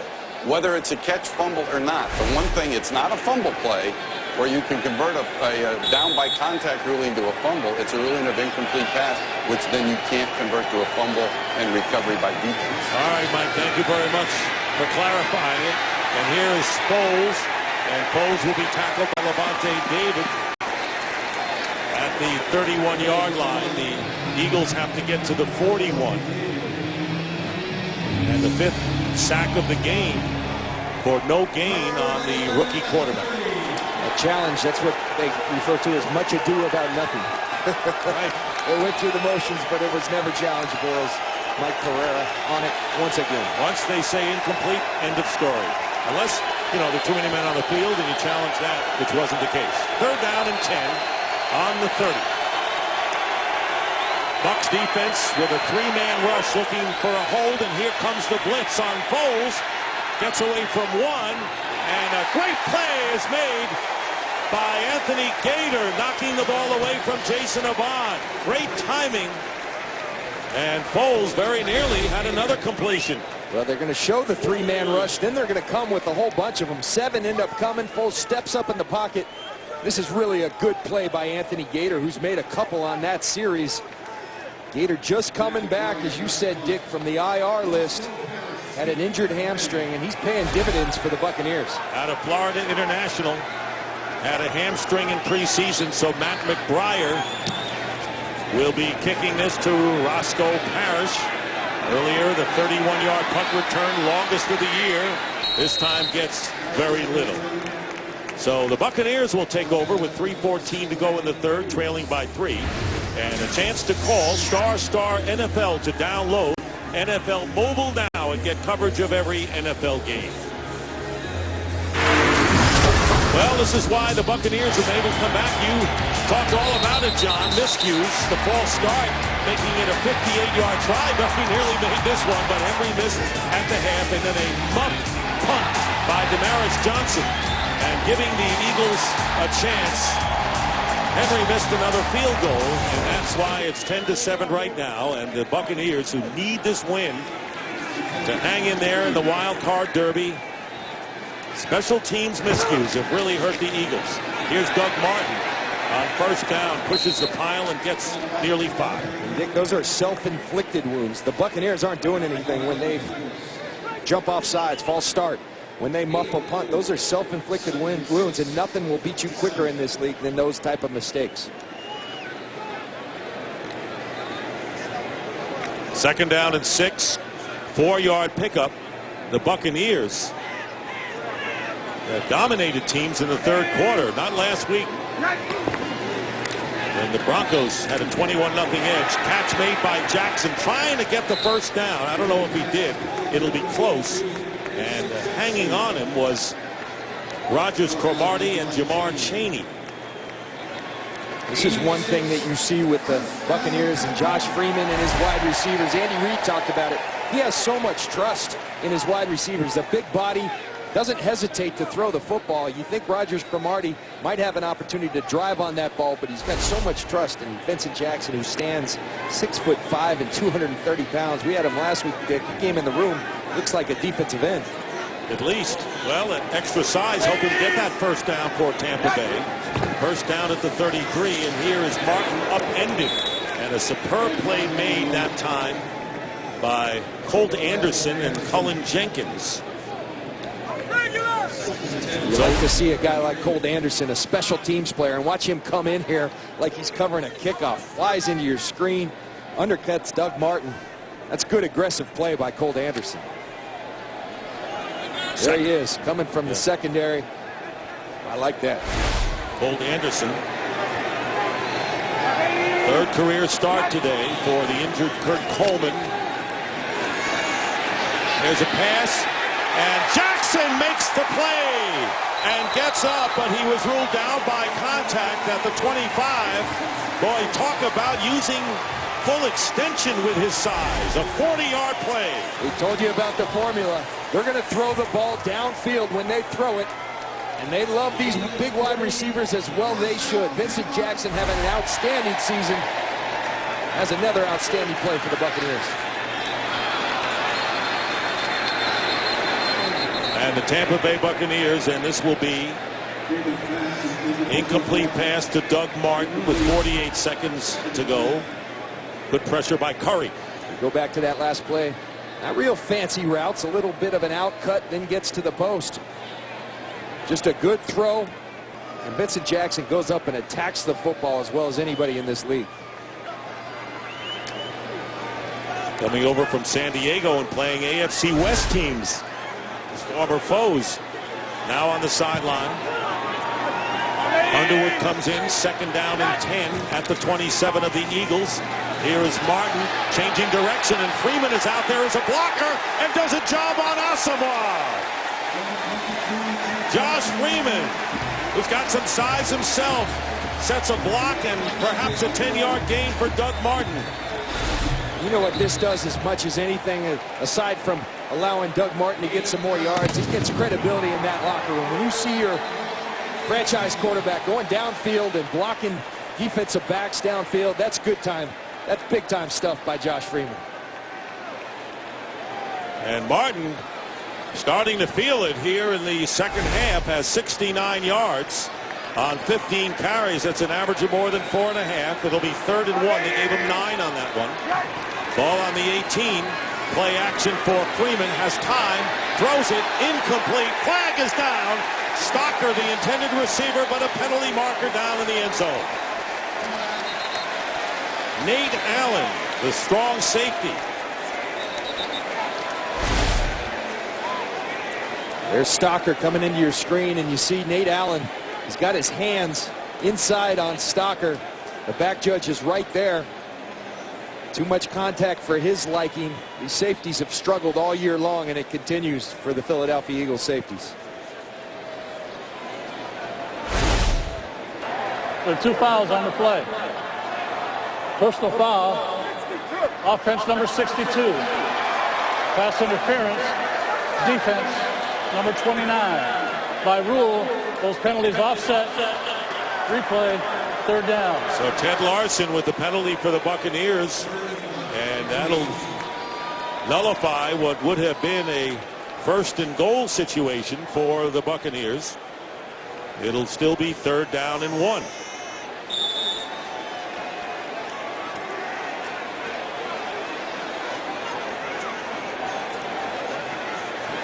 Don't know quite what it was that Ted Larson did, but a big break for the Philadelphia Eagles.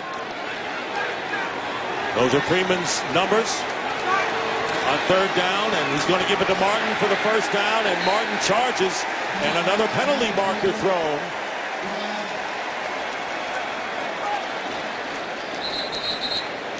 Martin may have had enough for the 1st down pending the call. In fact, he would have by plenty, got to the 16. Personal foul. Grasping the helmet opening. Defense number 75. Penalized half the distance to the goal. 1st down. So Vinny Curry will add the numbers. Martin had the 1st down, and now they add some more. Here's that previous play. Ted Larson right there. His helmet comes off. And I think at some point he looks angry right there. He's going to retaliate. That's what they get. That sets up the 3rd and 1. Then another personal foul.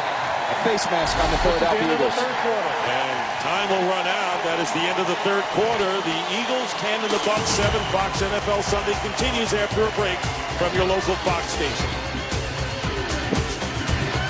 Here's the personal foul on Vinny Curry.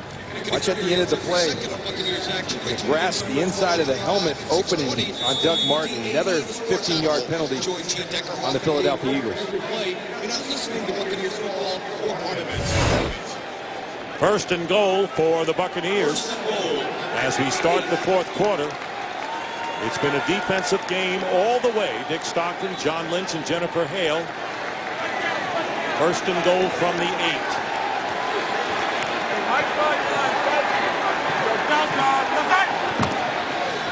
Doug Martin.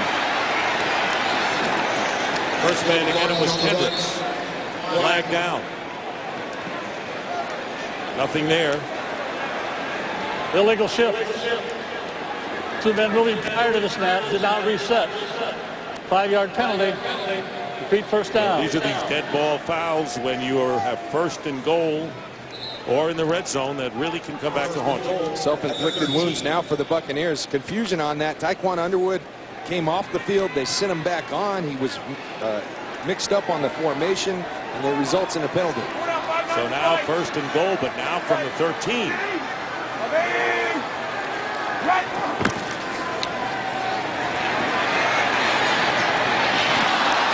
Incomplete to Williams. 2nd and goal. Well, the last time the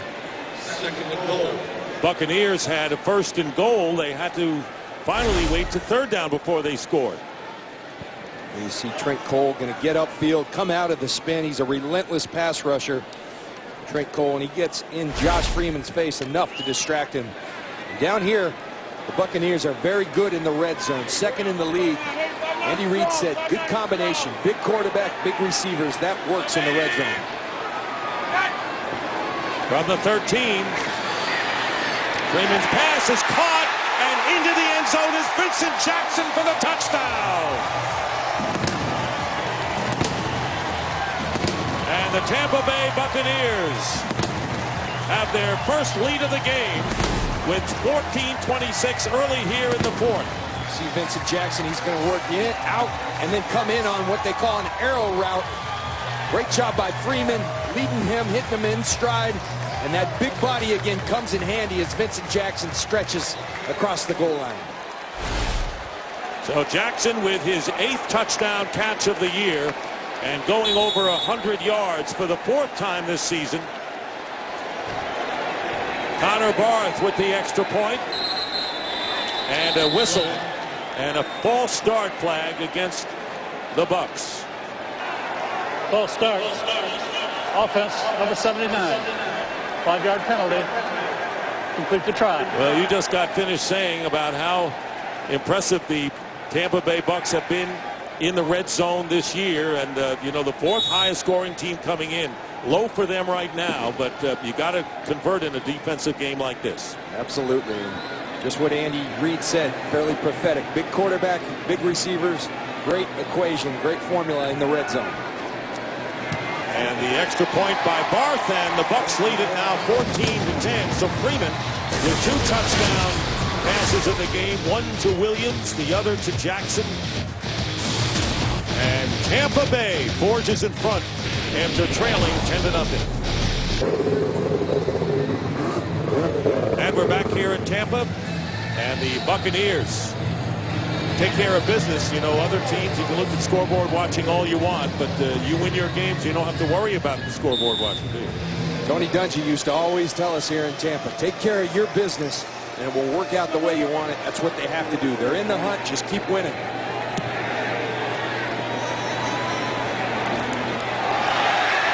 Brandon Boykin on the return. And Boykin is tackled at the 22 by Ahmad Black. So let's focus in on the wild card derby once again. And Greg Schiano's Bucs now leading.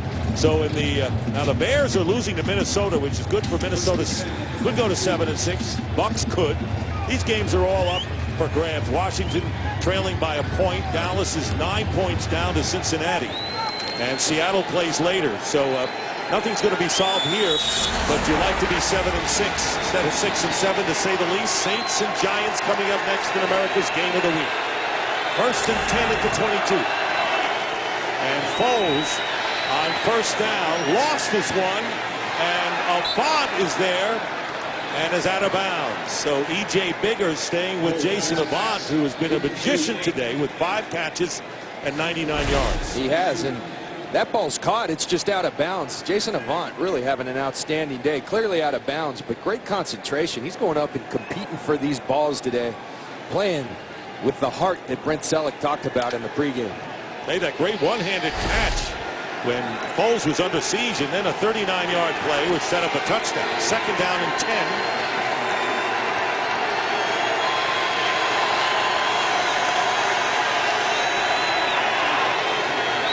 Bryce Brown, he really hasn't been able to do much. Mason Foster right there. 2 yards for Brown. He has 6 yards in the game. Well, an elbow pad for Nick Foles. What do we know about it, Jennifer Hale? Hey, Dick. Nick Foles has a contusion on that elbow. Nothing to worry about, nothing serious, but it is painful, so the Eagles went ahead and gave him an elbow pad to cushion it.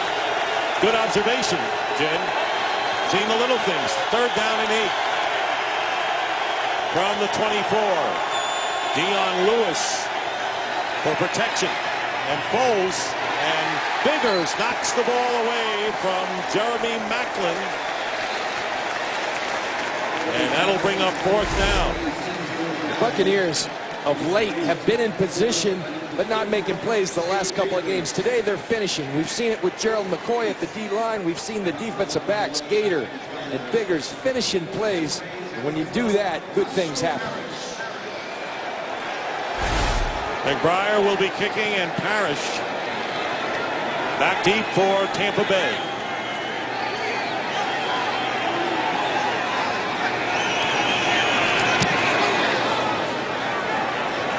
Booming kick, fair catch by Parrish, right around the 25. Well, Josh Freeman, who has thrown 2 touchdown passes here in the second half to his favorite receivers, Williams and Jackson, will be coming on. First down for the Buccaneers, and what a difference between halves. Remember last week, the Broncos and Manning, 21-0 second half. This time Tampa Bay's had a good second half. Absolutely. Josh Freeman starting to get that rhythm we were talking about with Nick Foles in the first half. First down for the Bucs on their 25.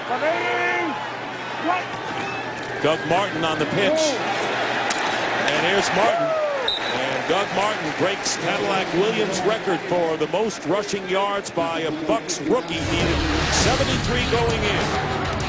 Here's Cadillac Williams, 2005, and he set the team rookie record in so many ways. Had an injury-plagued career, didn't he? He sure did, but what a fantastic. You remember when he burst on the scene and John Gruden ran him about 40 times a game, but he was running hard, as is this young man, Doug Martin, an outstanding young football player for the Buccaneers. 2nd down and 3. at the 32-yard line. And there's the pitch on the option to Martin. He gets the first down and goes out of bounds. So Martin, tackled by Anderson, he goes out of bounds. You know, great reunion today with John Gruden and everything. But I want to know what happened when, you know, as we see that last play, when John Gruden took over as head coach of the Tampa Bay Buccaneers. What was it like in that first practice, John? Just asking. I'd never seen or heard anything like it. The first practice, excuse me, he meets me on the field and says, the first play, I'm throwing a slant right by your right ear. And I said, I didn't know you played quarterback. And he said, well, I do on this team. And right then, we knew we were going to have some fun. Some fun offensively to go with that defense. And a good hit made by Rogers Cromartie on Luke Stocker. And the pass is incomplete. But that was a welcome from John Gruden, the offensive guy, against your great defensive stalwarts. A little, you talk about culture shock, going from Tony Dungy, one of the most mild-mannered, never said a swear word in his life, and we get John Gruden in there telling me I'm buzzing, slant right by your left ear. But that competition made us better, made us great, and we did special things that year, to be sure. Obviously, 2nd down and 10 at the 43. And here is Martin up the middle, nothing, maybe a yard, led by D'Amico Ryans and company.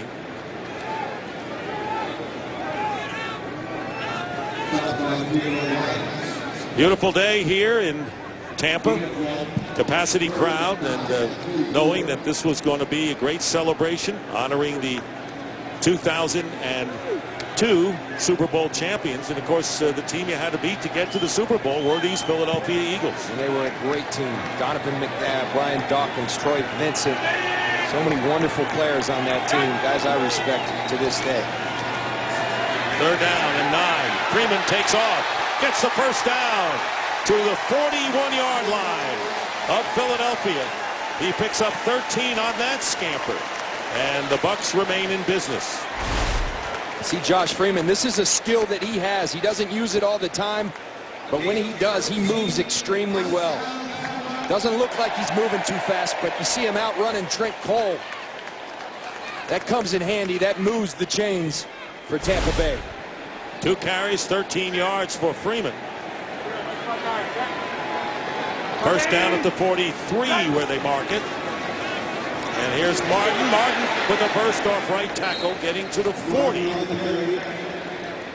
Picking up 3 yards, and with the lead, even though it's early in the 4th quarter, using the time with the running play, which is the basis of the club. And I heard the inflection in that Dick Stockton voice. You saw what I saw. It looked like he was about to go right there. And we've seen that a lot from this kid. We did the game in Oakland where he darn near went after Adrian Peterson's NFL rushing record. If he hadn't run backwards on the last series, I think he had it. What a game to have in your hometown. 251 yards and only beginning to tell the story. 2nd and 7. Go to Martin again, and he is upended there by Colt Anderson, who again penetrates into the backfield and stopped for no gain. Watch Colt Anderson coming from that safety position. Going to come down, going to meet him in the backfield. Colt Anderson, I love it when guys who play special teams and play hard get their opportunity and they shine, and Colt Anderson's doing it today. 3rd and 7 for the Bucs.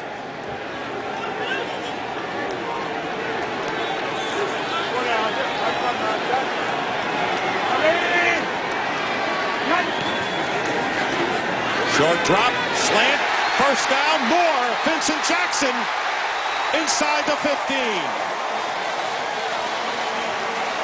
But Jackson gets ahead of steam. Watch out. 28 yards. Finally stopped by Asamoah. Here's the one-on-one. Nnamdi Asamoah. That's what he does. Bump and run, but you got to get him at the line of scrimmage. You see him slip. Vincent Jackson making him play. Good hustle by Asamoah at the end of the play. If you're going to get beat, get up and hustle. Go make the tackle, and Asamoah does just that. And so the Buccaneers threatening again. They have 2 touchdowns in the red zone today. And they have a first down and 10 from the 12. This is where they like to move Jackson to the slot. They go to Martin. Martin inside the 10 and brought down. Almost it looked like from the neck, and a 5-yard gain. Martin thinks he never went down. He thinks he was laying on top of people. And at the end, just tried to get up. You see Cedric Thornton bring him down. And it never hurts to get up and keep running, right? What's the worst? There you see the Eagles with only 60 yards out. Gain 205 to 60 in a big second half for Tampa Bay, trying to add to their 4-point lead. Second down and 5. Here is Martin. And Martin loses the ball, perhaps. Not sure if it was jarred loose. Gets to the 4. And apparently held on to it. Now we have under 8 minutes to go. I don't think it was the ball. I think it was Doug Martin. He just keeps churning those legs. He is so good at contact. Puts his hand down, continues to fight for yards. Fun to watch this guy run. And the 4th 100-yard game of the season for Martin after getting into the 50s in the last 2 games.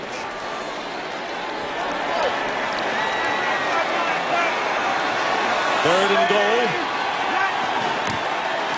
They're going to try to run it in, and they do. Doug Martin, touchdown.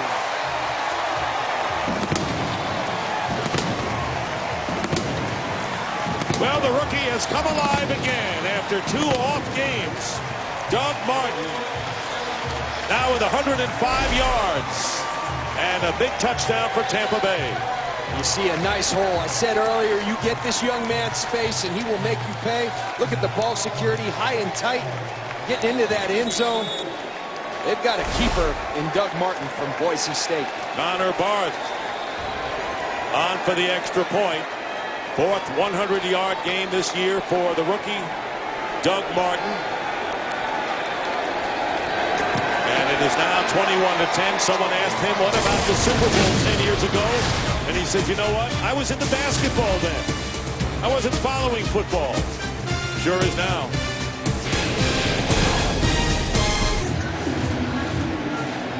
Well, in Tampa, the Buccaneers have come alive big time. They had some help with miscues, but they've taken the rest, and they have 21 unanswered points after trailing 10-0. At the half, first time this year they hadn't scored in the half, but they have certainly come back big time.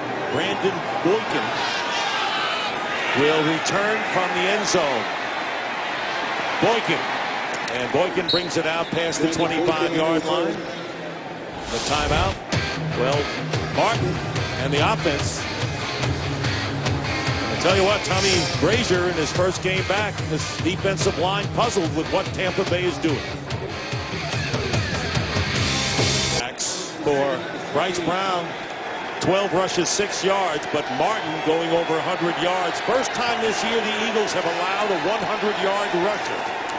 Here is Foles, and the short slant to Macklin, and Macklin doing the rest down the sidelines, pushed out of bounds by Levante David. So a good first play for the Eagles, and it nets them 24.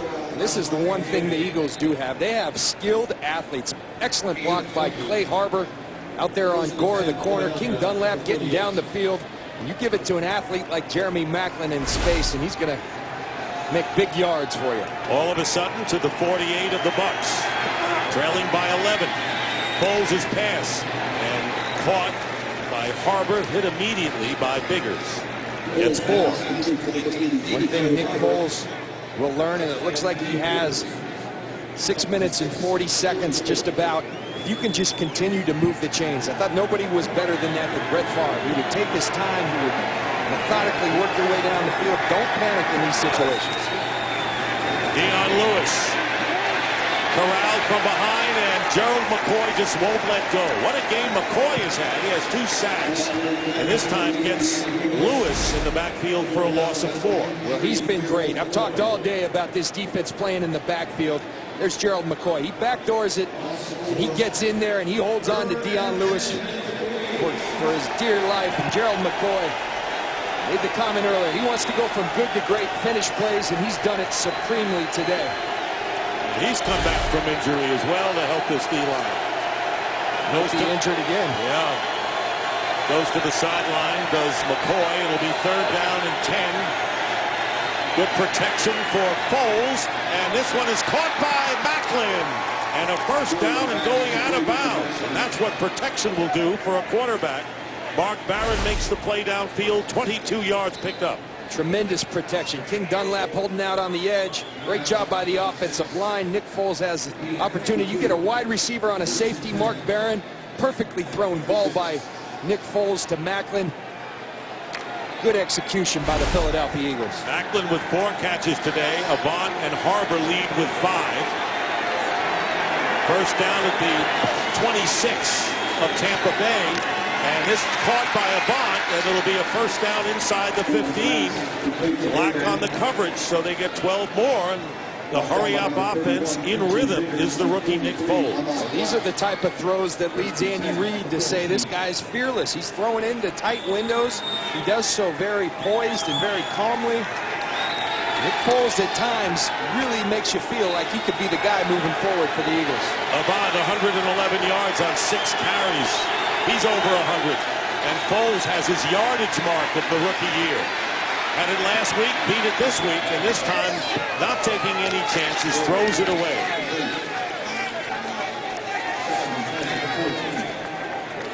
So that's catches by Avant. That's 6 catches for 111 yards. 5th time he's had a 100-yard game. That'll be 2nd and 10. Opportunity for Avant. Deshaun Jackson on IR with the concussion. One of many Eagles struggling with that. Jason Avant making the most of it. Eagles trying to get back in this game. And a touchdown here will do just that with 4:40 to go. Can't waste much time. And there's the pass caught. And the extra effort by Jeremy Macklin will give the Eagles another first down. Neither team has called a timeout in this second half, and we have under 4.5 minutes to go in the 4th. It's the perfect call right there for what they saw from the defense. They saw pressure. You get the ball out quick on those quick screens. If Macklin could have kept his feet, he would have been in the end zone. It'll be 3rd down and 7. This is an important play right here.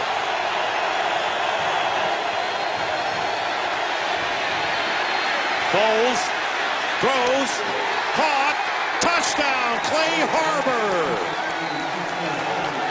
If the Eagles don't make it and have to try a field goal, they're down by 8. But now they get the touchdown. And now it's 21-16 and going for 2. Again, Foles, we talked about the theme, stepping up in the pocket. Once you step up, then you can slide, extend the play. Eyes downfield and a strike to Clay Harbor. And Harbor, with his 2nd touchdown catch of the year, caught the winning score against the Browns opening game. Now going for 2.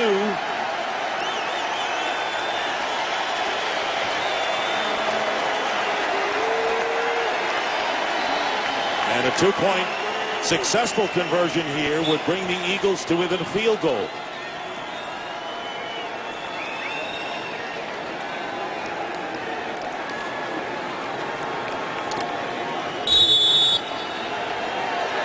Riley Cooper is their version of the bigger receiver. They're going to isolate Cooper up here. Wouldn't be surprised if they gave him a one-on-one opportunity.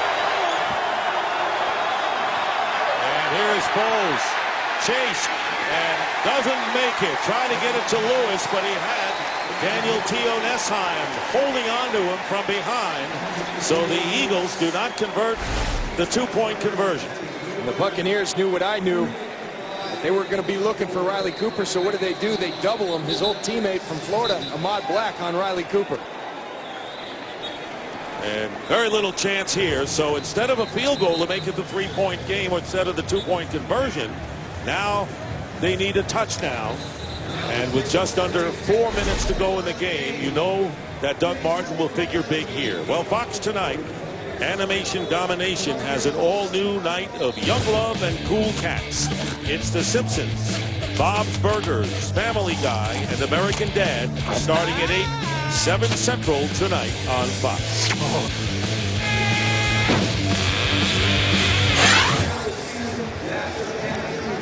That was a big touchdown for the Eagles, John, and a big stop on the two-point conversion by the Bucs. It was, and a very impressive drive for the young quarterback, Nick Foles. I mean, I think it's pretty clear the Eagles, they aren't making the playoffs this year, but they're playing to try to see, all right, who's our guys moving forward that we can build around. Nick Foles is someone they like. He's demonstrated why they like him today. I think he, as Andy Reid said, is proven fairly prophetic. He gets better each time you see him play. 27 completions in 40 attempts, 323 yards. He had his rookie high of 251 last week. And this kick into the end zone, and Parrish will down it there. Not taking any chances. It'll be the 20 for the Bucs. We'll join the NFL in celebrating 50 years of the Pro Football Hall of Fame. In this golden anniversary, come to Canton and join the more than 10 million fans who have made the pilgrimage to the birthplace of the National Football League. Visit ProFootballHOF.com for more details. And this summer at the enshrinement ceremony, the Hall of Fame, in celebration of its golden anniversary, plans to have the largest reunion of Hall of Famers ever assembled in one place at one time. More than 130 are expected to attend. First down for the Bucs from the 20. Try to use as much clock as they can. Here's what Doug Martin gets a good opening. And Martin, second effort, may have the first down. Good block by the center, Ted Larson. And it will be a first down for Tampa Bay. You hit it. Watch Ted Larson. This is hard to do. He's going to pull out from the center position and kick out Colt Anderson. That's agility, and you see Doug Martin, the beneficiary of a great block by Ted Larson, the center. And a good head fake right there at the end. 25 carries, 116 yards. Eagles have all 3 timeouts remaining. But using the clock here with Martin again. And Martin getting about 4.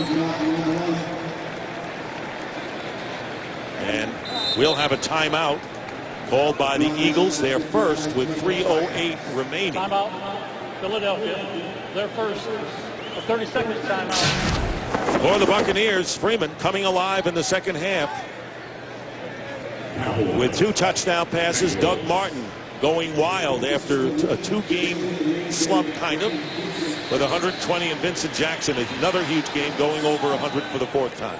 We talked about it in the first quarter, first half, when the Buccaneers were struggling as an offense.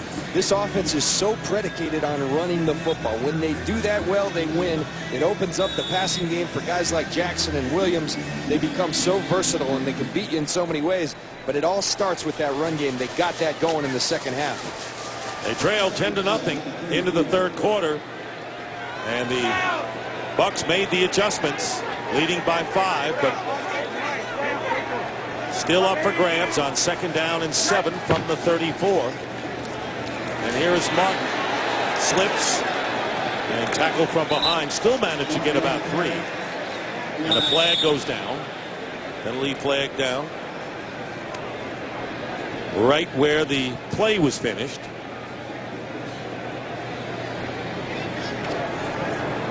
Holding. Offense number 62. 10-yard penalty.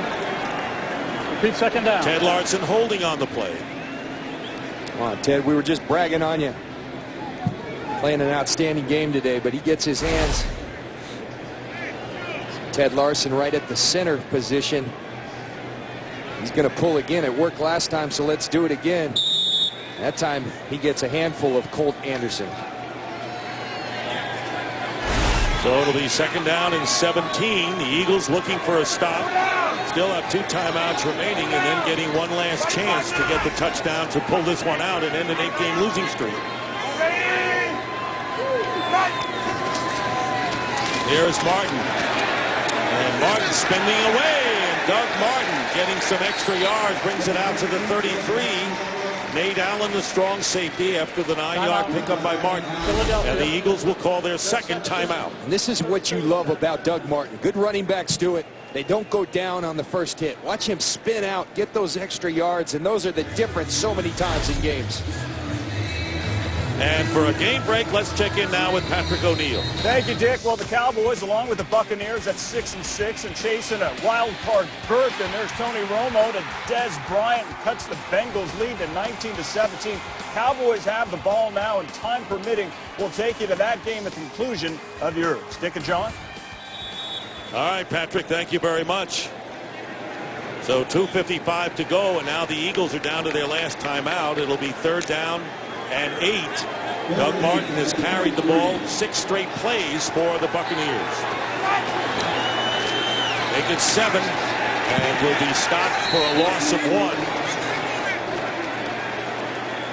And the Eagles will call their 3rd and final timeout.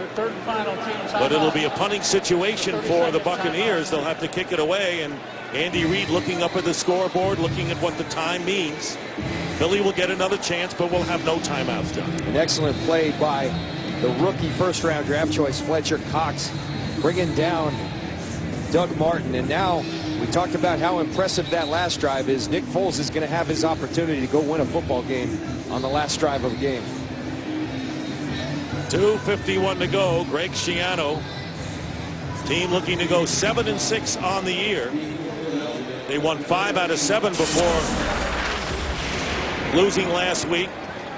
And this is just the start of things. America's game of the week, the Saints and the Giants, a big one coming up next. Michael Kanan punting to Damaris Johnson.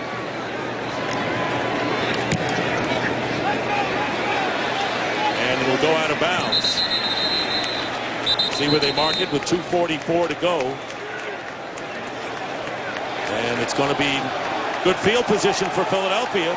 It's going to be marked at the 37. So a 30-yard punt. So Nick Foles, the rookie, coming on, looking for his first victory as an NFL quarterback. He is 0-3, this being his 4th start. And his team will start from the 36, needing a touchdown and no timeouts remaining. Well, here you go. You want to endear yourself to the people of Philadelphia, all the Eagle fans. Go win yourself a football game. The young man's been extremely impressive. We'll see if he can finish.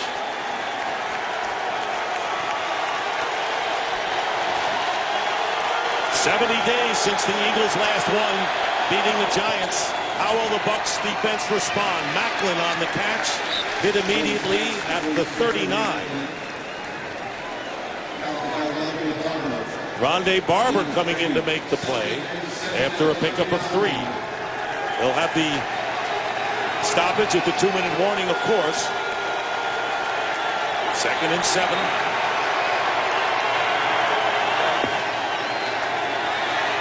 Foles can't get away. And a sack by Michael Bennett. His 8th sack of the year to lead the Buccaneers, and the 6th time they've gotten the Foles today. And there's Michael Bennett working against Dennis Kelly. He just dips and turns the corner on Dennis Kelly and finishes Nick Foles. And now the 2-minute warning. And the last time the Eagles will be able to stop the clock. Needing a touchdown to win on their own 32. We'll be right back. Coming up after our game, the Lowe's Game Break Show. It is 3rd down and 14. This is a 2-down situation for the Eagles with no timeouts remaining. Needing a touchdown to win. Pressure on Foles. Foles' pass, and it's caught by Macklin, and Jeremy Macklin will have a 1st down. And a penalty flag is down. Looks like it's going to be on Tampa. I think you're right. Flag thrown back at the 30-yard line. And the Eagles will stay alive in this game with 1:51. Holding. Defense. That penalty's declined. Play results in a 1st down. Nick Foles again, he told us, one thing I need to improve on, I need to trust the pocket, step up in it. Again, he does it. He does it well. Keeps his eyes downfield. He's finding guys like Macklin. Getting better is Nick Foles. 23 yards on that one. He's 9 of 13 on 3rd downs and turning the other way, and a flag goes down. Marvin McNutt covered by Danny Gorer. And let's see whether Gorer gets called for a hold. Holding. Defense number 36. 5-yard penalty and a first down. And it will be a first down on the holding call against Danny Gore. Is Danny Gore working against McNutt, and he gets it. It's a quick yank, but it's a yank. Good call by the official. Remember, Tampa Bay lost Eric Wright. He's been suspended. And Akeem Talib was suspended now with New England, so they lost 2 corners. And now first down at the 40 of Tampa Bay. No timeouts remaining for the Eagles. 1:47 to go. Here's Foles going up on top and leading Riley Cooper a little too much. And it'll be second down. That time Gerald McCoy might have been shaken up earlier, came back, and he put some pressure on here. You look at that, the right read by Nick Foles. Nobody in the middle of the field. The Buccaneers sell out to try to get pressure, and Jeremy Macklin's the guy. Both of them wide open. Just an overthrow, and credit to Gerald McCoy for busting in and pressuring Nick Foles. Boy, those hurries sometimes better than sacks, John. Force someone to get rid of the ball quicker. 2nd and 10. Eagles need a touchdown to win. There's the pass. Incomplete. No Eagle receiver in the neighborhood. And that'll make 3rd down and 10 coming up for Philly. Eagles out of timeouts, needing a touchdown with 1:35 on the clock. Foles has been outstanding on 3rd down all day. 9 of 13, 161 yards. Conference with the officials. Quarterback is in the pocket. There's a receiver in the area. There is no foul for intentional grounding. So just to clarify, no flag was thrown. And no intentional grounding because Foles was in the pocket. So again, the Eagles have 2 downs to try to keep their hopes alive here. 3rd and 10.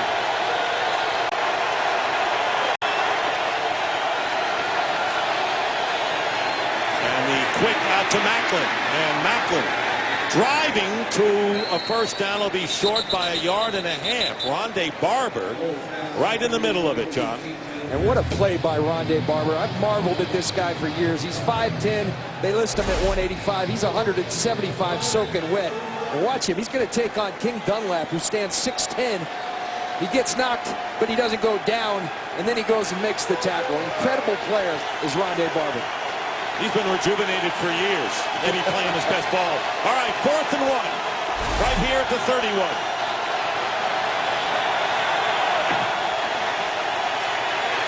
Foles will run. And Foles will get the first down to the 28-yard line. Keep the hopes alive. Under a minute to go, 42 seconds.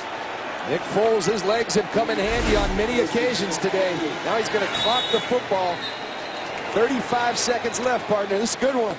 And Nick Foles bringing the team back close. Here he is. He ran for a touchdown earlier from 10 yards out. He runs for the first down here. And looking for his first win. 4 men on the field at the snap. The 5-yard penalty. And a 5-yard penalty will be tacked on. 12 men on the field against the Buccaneers. Remember, they had that problem last week against Denver. That was Peyton Manning got him. Now Nick Foles gets him. So they'll place it at the 23. You see Teo Nesheim doesn't quite get off. And the Bucs call a timeout. Timeout. And a smart timeout here. They had 3 left and might as well set up what they want to do defensively, John. Bryce Brown came back on the field. We hadn't seen him in a while because they used the extra receivers. Previous play will be reviewed. And they're going to review that last play. It's a booth review. Going to review whether Teo Nesheim got off the field or not, but I think we showed it when the ball was snapped. He was not off the field. Well, the Eagles special teams, 2 missed field goals, and of course a false start before one of them, a muff punt leading to the first Bucs touchdown, really opened the floodgates for them, and Doug Martin has exploded to the tune of 128 yards and a domination in the second half for Tampa Bay. That's it. And you talked about it, open the floodgates. They were in control of this football game. Tampa was struggling to get anything going. and they allowed Tampa to get back in. Tampa didn't fight their way. Then Tampa got some momentum and got going. So it'll be 1st and 5. They're reviewing to see whether the Bucs did have too many men on the field.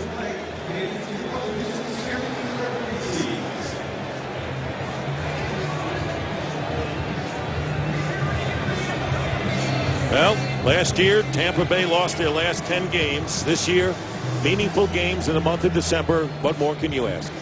Well, they got to be really happy about their hire with Greg Schiano coming in his first year. We saw them in their last game in Atlanta, and it was not a pretty sight. Greg Schiano's changed the culture here, and he's done it in a hurry. Falcons lost their 2nd game of the year, losing to Carolina. New Orleans and the Giants coming up next in America's Game of the Week. We have time. We'll get you to bonus coverage of the Bengals and the Cowboys. They're in the final minute with Cincinnati leading Dallas by 2, 19-17. Vikings defeated the Bears to go 7-6. A big win for them. And the Bears have dropped 2 in a row.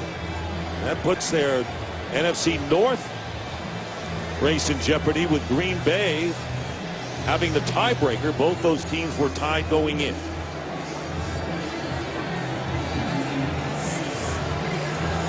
You know what? It really doesn't get decided till the next week. You think about it. Here's what they're looking at.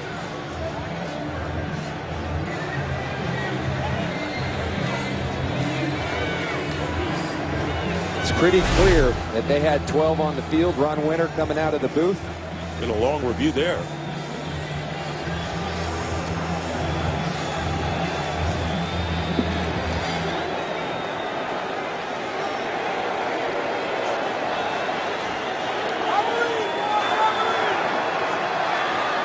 After review, the ruling on the field is confirmed. There were 12 men on the field at the snap. Tampa Bay will be restored their timeout. They have 3 timeouts remaining. Well, you heard it from Ron Winter. 35 seconds remain in the game. And it'll be 1st and 5 for the Eagles on the Bucs 23. Bryce Brown, he said, is in the game. Riley Cooper is to the top of your picture. Here's Foles, incomplete, trying to get it to Cooper. That was thrown well short. And it'll be 2nd and 5. Because of the size of Riley Cooper, we've seen on a couple of occasions they get down close to this red zone and they're going to double Riley Cooper. That should leave guys like Macklin and Avant singled up. Cowboys came back and beat the Bengals 20-19. So Dallas now 7-6. Big win for them. Here it's 2nd and 5 for the Eagles. Foles with time, trying to make a choice and throwing it out of the end zone. And it was Cooper who pulled up on his route. And now 3rd and 5. That was Mont Black. He had help from Danny Gora back there. And 3rd down and 5. And once again, the Eagles have 2 plays, although time is starting to be a big factor against them here. See Riley Cooper got the press coverage, but you're going to have a safety over the top of him again. Ahmad Black over the top, helping out the corner. It's Jason Avant in the slot. Now it's Macklin that's been singled up. 3rd down and 5. Drilling it and nearly intercepting it, which would have ended it as Danny Gora. Marvin McNutt, the intended receiver, and Gora could have ended it right there. Instead, the Eagles get one more shot. 4th and 5. Now look, it's difficult to play quarterback in this league, but Jeremy Macklin wide open right there. Instead tries to force the football into McNutt. We'll see if he convert on 4th down. From the 23. That's how close it was for Tampa Bay to sealing it. They can do it if they stop here.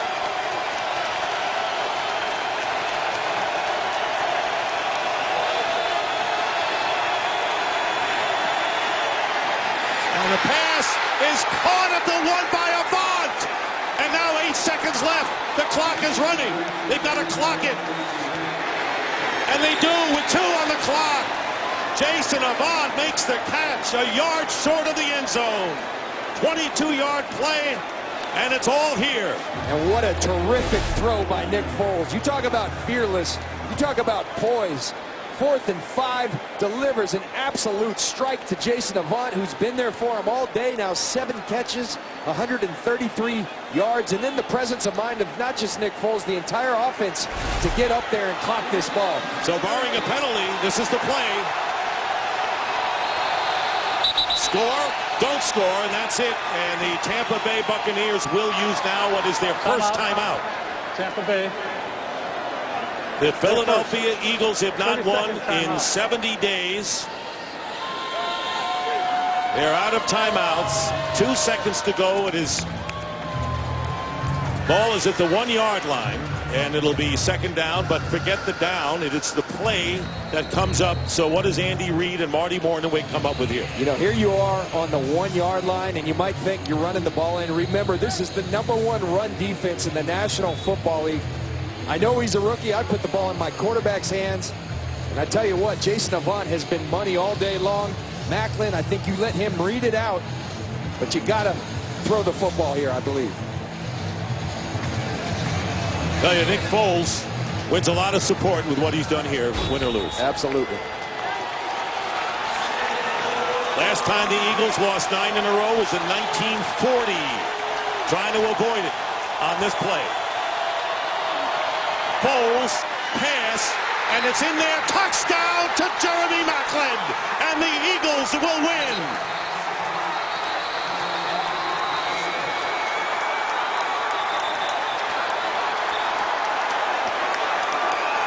Remember, every scoring play goes to the booth for review.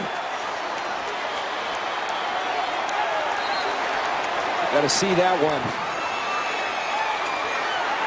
Right knee down, left knee down. Good throw. Looks like a touchdown. Excellent throw by Nick Foles. Excellent poise. Great catch and concentration by Macklin. Be reviewed. And a critical review coming up. And will the Eagles finally end this unmerciful losing streak of 8 games with a fantastic comeback? There's Andy Reid and Deuce Staley. We said it in the open, partner. Their coach is a fighter. He's embattled to be sure, but he's a fighter. It looks like they have a fighter at the quarterback position as well. Continues to make changes every week. He's gotten younger on offense, may get younger on defense, although that defense really played a strong game, especially the secondary early. 64 yards in 2 minutes and 44 seconds. And the look on Rondé Barber's face tells it all in what would be a heartbreaking loss for the Tampa Bay Buccaneers, who were down 10-0. See Jason Avant, some good sportsmanship. This one's clear, Dick. This is a touchdown. That left foot does go out of bounds, but both knees are down. Controlled by Jeremy Macklin. Excellent play and play call by the Philadelphia Eagles. And here it is again. And if it goes, you would have Macklin with 9 catches for 104 and Avant 7 catches for 133. So after leading 10-0 and then trailing 21-10, they got a big touchdown, missed a 2-point conversion, got the ball back. And that's why you could be 3-9 in this league, and if you win a game, it's the greatest feeling in the world. You saw their huddle before. Brent Selleck imploring his teammates, play with heart, play with dignity, basically saying we don't have anything to play for other than pride for the Philadelphia Eagles franchise, and they did today, right to the end, to the very last play, and that young man was front and center, Nick Foles. Nick Foles, number-wise, 32 for 49, 381 yards, and Andy Reid. What a tough year it has been for him, losing his son in the beginning of camp. 2 coaching changes made on the defensive side during the year. If you take a vote, most people would think that he won't be back as coach of the Eagles. He'll be coaching somewhere. Absolutely. And some team will be lucky to get him if he is not in Philadelphia. Here's Ron Winter. After review, the ruling on the field is confirmed. The receiver had 2 knees down, possession of the ball throughout the process of the catch. By rule, the extra point must be attempted. The Eagles lead 22-21, and they have to try the extra point. So the Eagle conversion team, and Alex Henry's on there, but the Eagles end an 8-game losing streak. It was their longest in 42 seasons, 70 days. We chronicled all the things that happen around the world in between these important victories. And for the Tampa Bay Buccaneers, heartbreak. They will drop to 6-7 on the year. Final score, the Eagles 23, the Bucs 21. So for John Lynch and Jennifer Hale, Dick Stockton saying so long from Tampa. Stay tuned for America's Game of the Week after these messages.